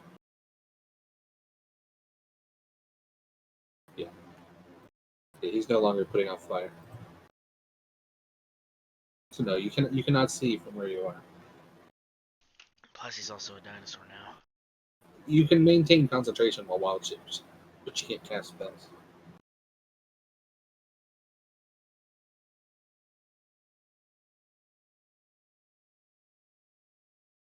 Okay, I can move a little more then. Crap. I shouldn't have gone that way. It could be worse. You could have been in the group where I play. We were trying to run away from this bad guy, and we were all using our move to run away. And our one player, our version of CT, wasn't paying attention and actually ran, like dashed 50 feet closer to the bad guy we were trying to run away from. Okay, I think this is about as far as I can go. In a supreme display of competence. You know what? I'm paying attention. At least looks like somebody had to ask about the last everybody else's turn. I You can't say yeah, as you asked, done. like, are the squares 10 feet on your last turn? Or Actually grow an additional 5 feet every time someone asks. So all is distracted. So if you want to attack him from behind, I'll give you advantage. Oh, okay. no, I'm gonna heal Rusty with my bonus action healing word. Oh, while you were AFK, Thors, I used one of your you did a mass healing word. Oh. So you're down to your last third level spell slot. What was my other one? I don't even remember. You did another mass healing word. People got hit really hard a lot. Oh, okay. I'll just do it level 1 though. So healing word on Rusty.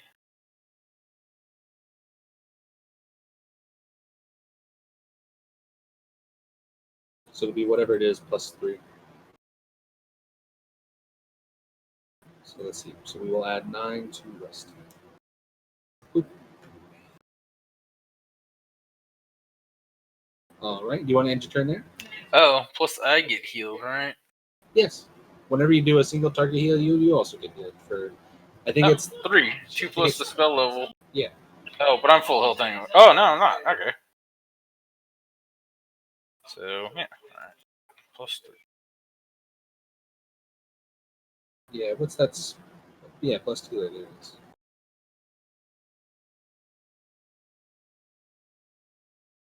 Okay, I'm done. All right. So let's see here. So we're gonna end this round. Hey. Phoenix. What? Oh, okay. We're literally ending this round with Phoenix. We were serious when we said you did get around. I wonder if I go in that water, if I'll get cursed. Do not go in the water. Jesus Christ. John, did you say I will? I don't know. I said do it. Don't do it. Please do not do it. We have enough spiders. I just love how John was like, do it. That's how you can tell it's a bad idea. John's actually super sick of us. I hope we die off already, so he doesn't run this campaign anymore. It's not true. And I would just have to run a different. Can I see what's attacking them? Can you?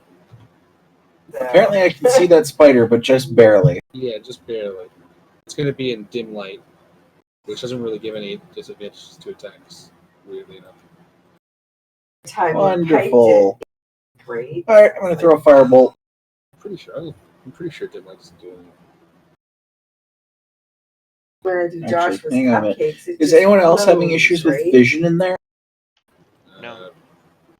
Because I have perfect dark vision. Yeah. Oh, okay. No. Yeah, I'll throw a firebolt at it.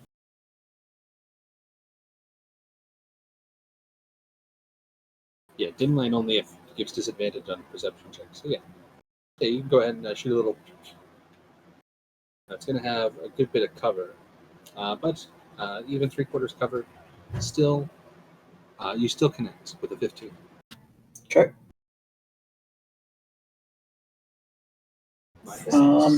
Can I re-roll one of those dice using empowered? If you want. Okay.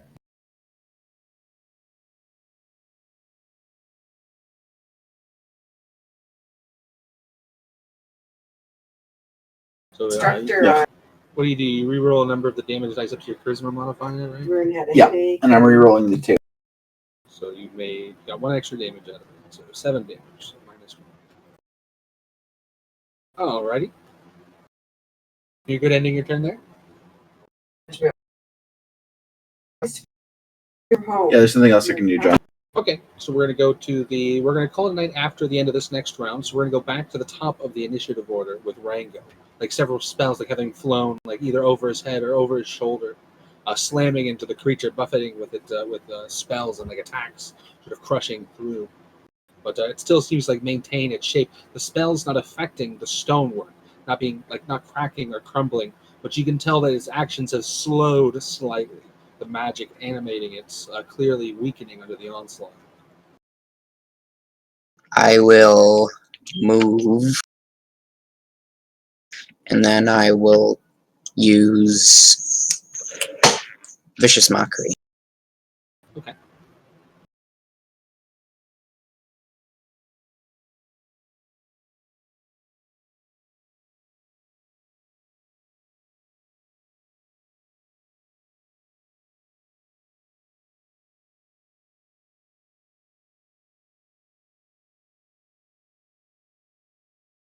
All right, what is this thing?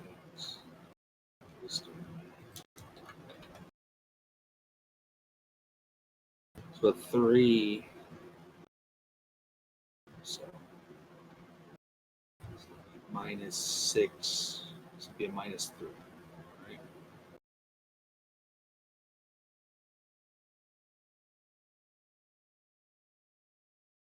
This is whatever the score is, -10 divided by 2. This would be -7, 3. Yeah. So d20 -3. It will fail. It will take 4 psychic damage, and it will have disadvantage on its next attack. Alrighty, did you want to end your turn there? Yes. Alright, so as you end your turn, like we're gonna cut back like the sounds of like thunderous footsteps, like clamoring down the hallway, like quickly, like this swift pace. So we cut to Sephri's turn, reaching the doorway at the same time as Cassius. Looks like you have just enough move to go smack him in the face. So I am going to bonus action rage. And come on in with my whirlwind great. Give you a little red rage. Alright.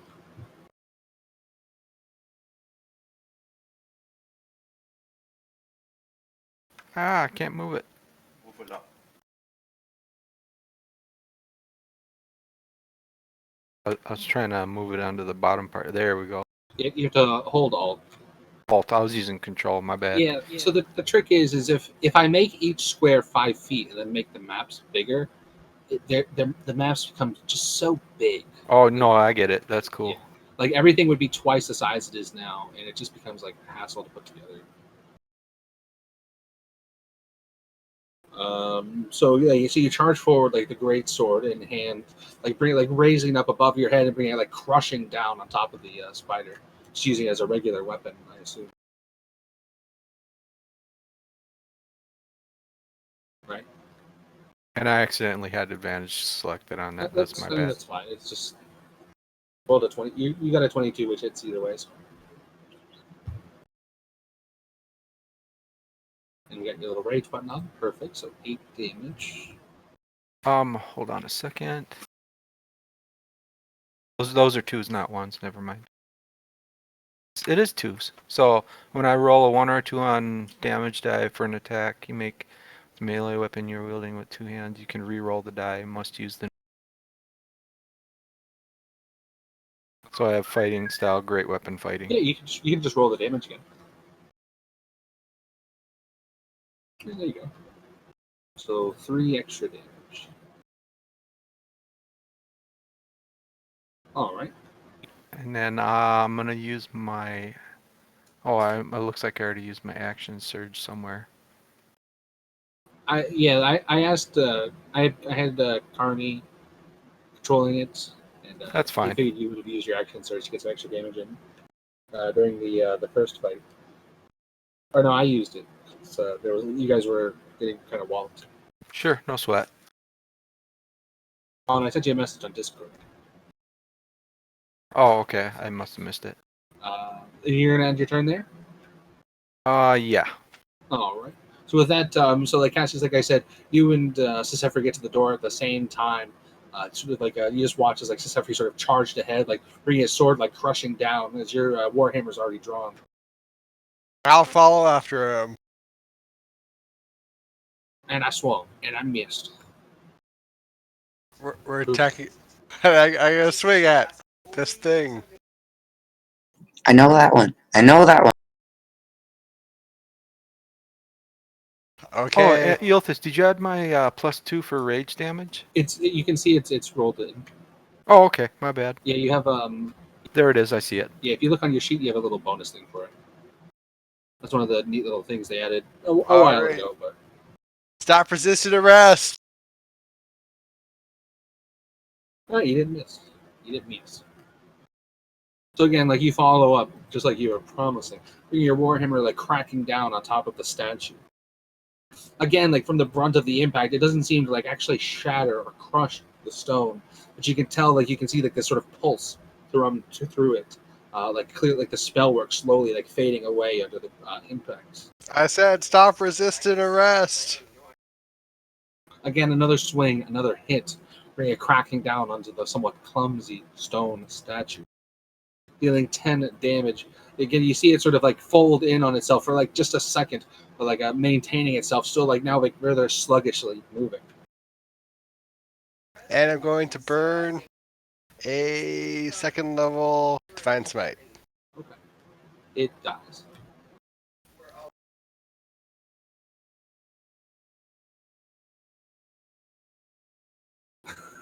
I was gonna say, I was gonna say it dies unless you. Why'd you do the extra damage? It's 2 for the third. The 3 was an accident. So the 2 and the 7 because it's 2nd level.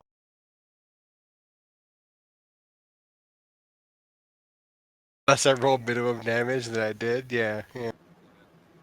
Oh no, I mean, you actually needed to. It only had 2 health left.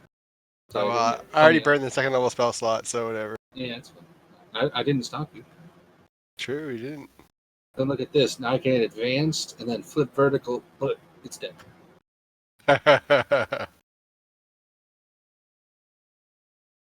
Do we get any XP for that? No.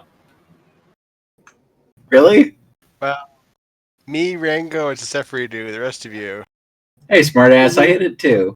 You know how it's a rule in Dungeons and Dragons. Only people within 5 feet of the creature when it dies get XP. Exactly. That's why I don't understand why anybody rolls range characters. Yeah, it is a strange choice that they made. Fools. But regardless, the statue doesn't actually seem to shift. Like as you like the flash from the tip of your hammer sort of shines out along it, you see the statue sort of like just suddenly lock into place, frozen, solid, having turned to nothing more than normal stone. So I guess to be fair to it, I will unflip it. I'll get rid of its X because it's just a statue. I'll move it to the maplet, but banished. Smash it, smash it. As you hear this light sort of like groaning sound as the statue just sort of freezes in place.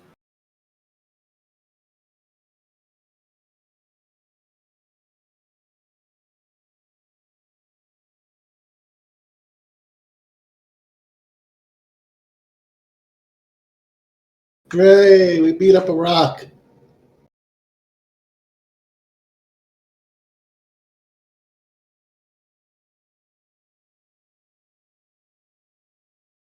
Oh, look, there's an inner chamber. There's what? An inner chamber.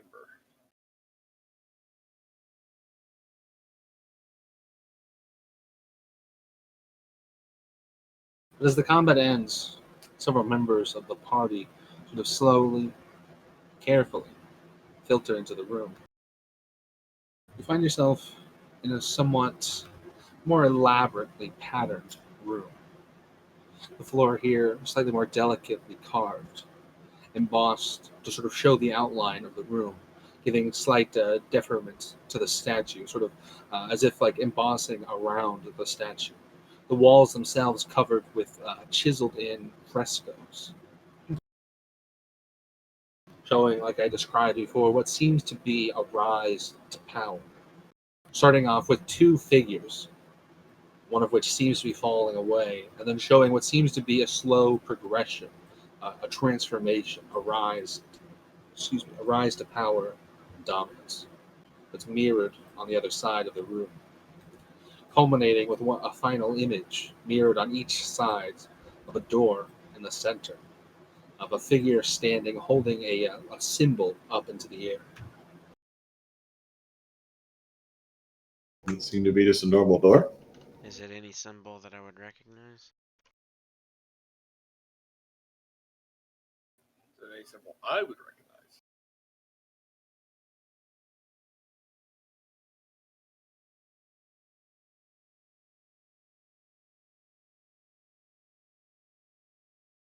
It's what seems to be perhaps an amulet or some sort of or a necklace of sorts, the size of an average human's palm.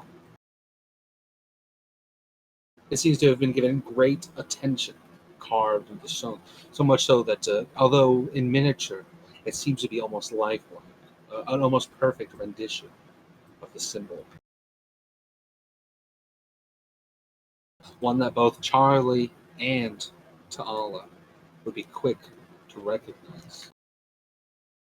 A symbol, the symbol to the goddess of love. I knew it. Ta'ala lured us down here. I did not Don't be have dumb, that thought. Cassius. Have you I what, did not want to come to Cassius? some village. Don't be dumb. That's true. He couldn't lead us anywhere. I'm sorry. I'm sorry, Sky. You're right. He couldn't do that. He's physically incapable of leading us anywhere. That's her right there, officer. I've had multiple occasions I could have just let you people die. And I didn't. And this is thanks I get. The door itself is regular in a sense.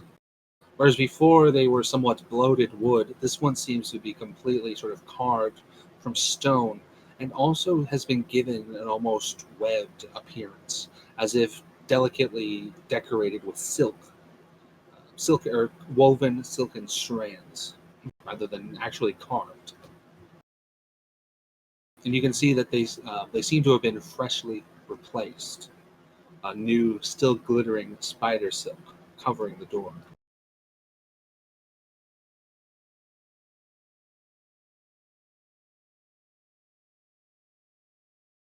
Guess I'll check the door for any hidden mechanisms. The door is Traps. sticky. Gets stuck in your fur. It's real gross feeling. It's not the first time that's happened this dungeon. Gross.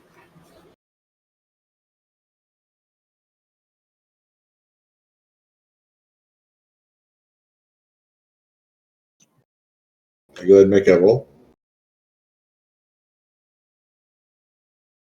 Yes. Go ahead and give me a roll. Investigation.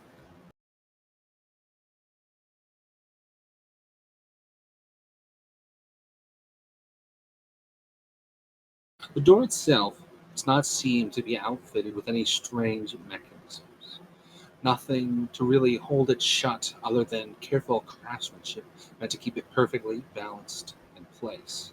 But what you do notice, what seems to be the key feature to the door, is that it's designed in such a way that it cannot be opened without disturbing the spider silk delicately laid over it. Would you like me to burn that away? May have no choice. It's going to alert whatever. I'm pretty sure this is some kind of alarm. Ta'ala, this is a trap of your people. I was a man in Drow society. We weren't exactly allowed in temples, you realize. I was a walking PP. All right, can I go up and burn it away with my ignite?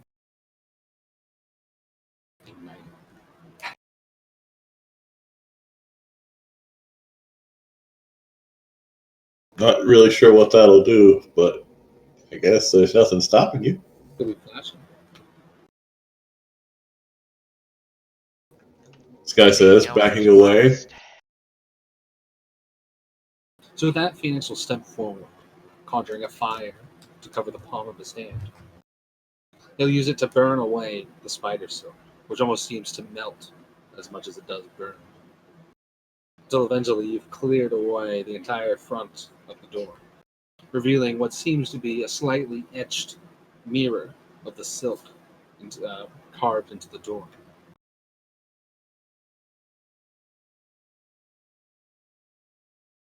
Is the door made of wood?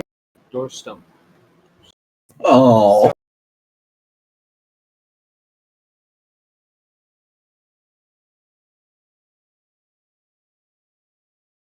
Would you like to try picking the lock now? Oh, I guess we didn't even really check to see if it was locked.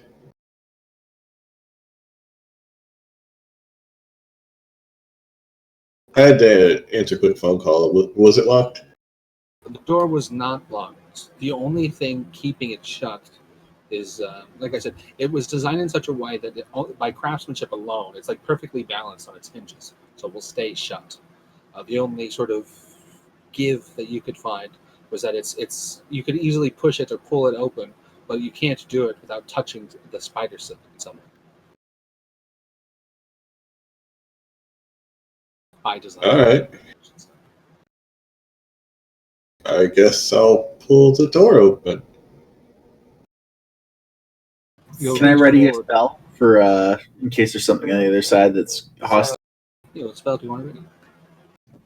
I'm going to ready Chromatic Orb. I'm going to ready Vicious Mocker. Okay, go ahead and so you do have to remove the spell slot at the time of readying. Okay. What's a good symbol to ready a spell? Because we are going to call it here for Ilthus hasn't eaten, and you might have heard, but I got num-nums. My tum-tums. Alright. Enjoy your num-nums for your tum-tums. So I'm going to put an icon on a grenade. Ooh. You've got a ready spell. It's got a bomb.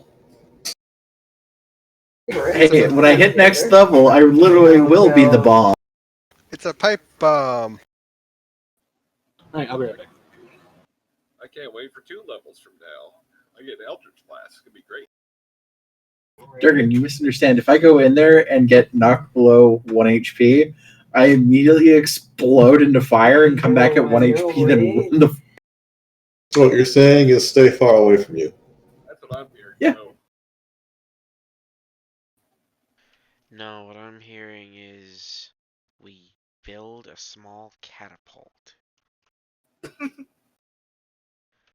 Or, you know, as CT would always put it, we build a cannon.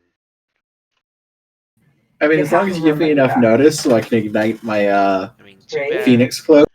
It's too bad Thor's is the dwarf in this case, but you know, whatever. I'm going to sleep. Good night. Sleep tight. Have a good night. Not doing. Derek gets to work for the next 4 weeks straight. It's gonna be great. Yeah. Hopefully, the airline. If you get a bit more coronavirus in your area, you might get to work from home. No, we already have called for working from home, but I'm still going into the office because my internet sucks here.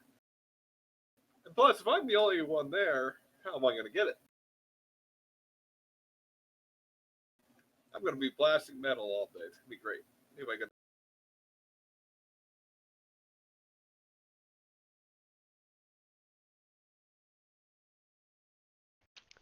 I'll be right back.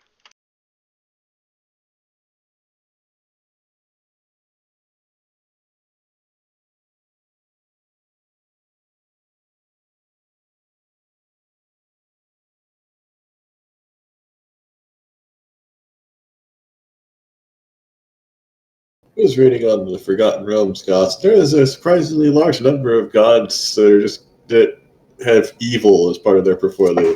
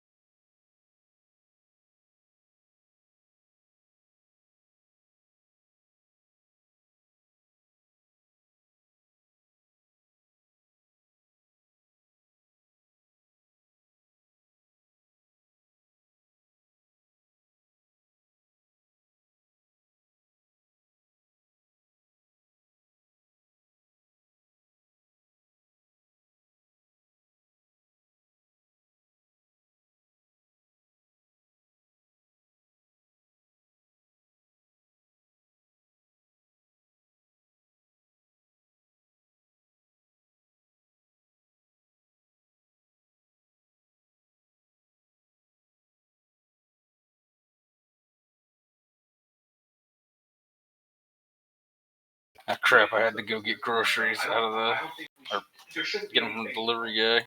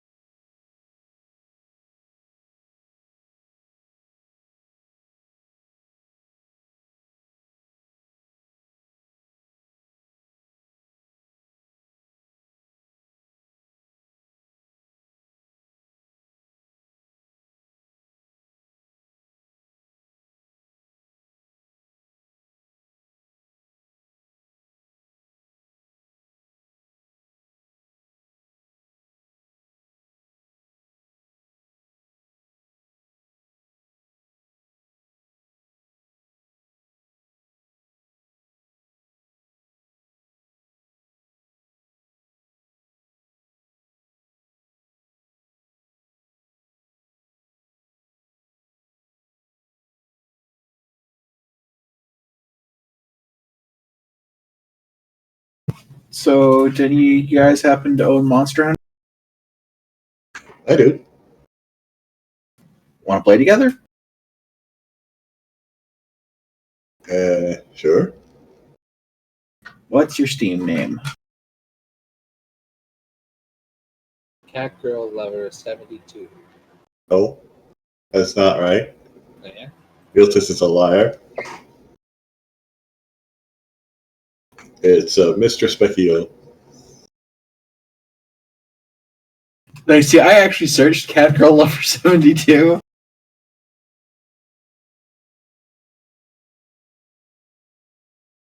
Alright. I'll Can you just, spell I'll send it to you. Thank you.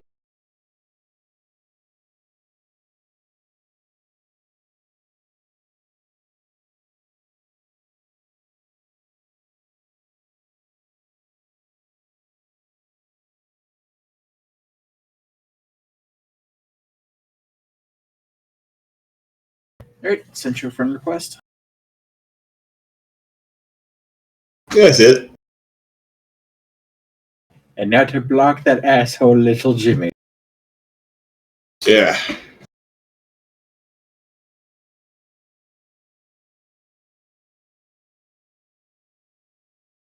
Out of curiosity, how far are you? I've been trying to work my way through Iceborne. I think I just did the mission with the Viper Tabachi. Viper Toby Kadachi, 1 Yeah. meter full. That's when I realized I was probably going to want to get some more gear. Oh, hell yeah. What weapon do you play? Great sword. Hey, my dude!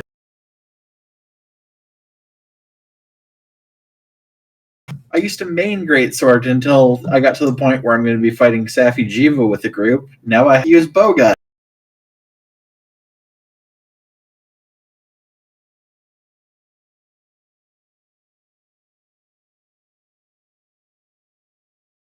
I do like heavy bowgun. Oh, I'm not even playing the cool Bowgun. I'm playing the shit. Heavy bowgun's fine as long as it's the one that is the machine gun and not the sniper. I don't really like the sniper that much. They're both actually a lot of fun to use, but they're both actually pretty good.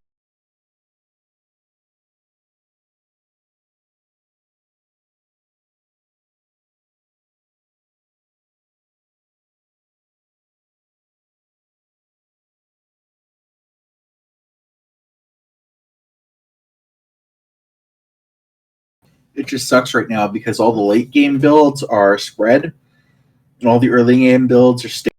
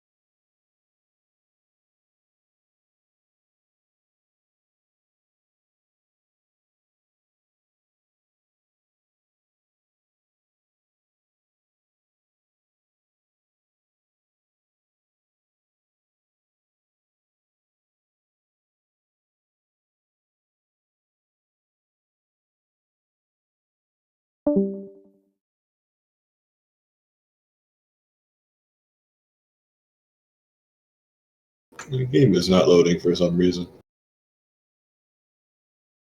Maybe you don't deserve.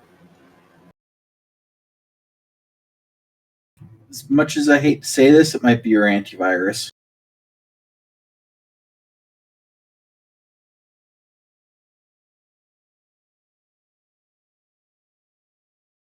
Yeah, unlikely. I haven't changed any settings, and it worked fine.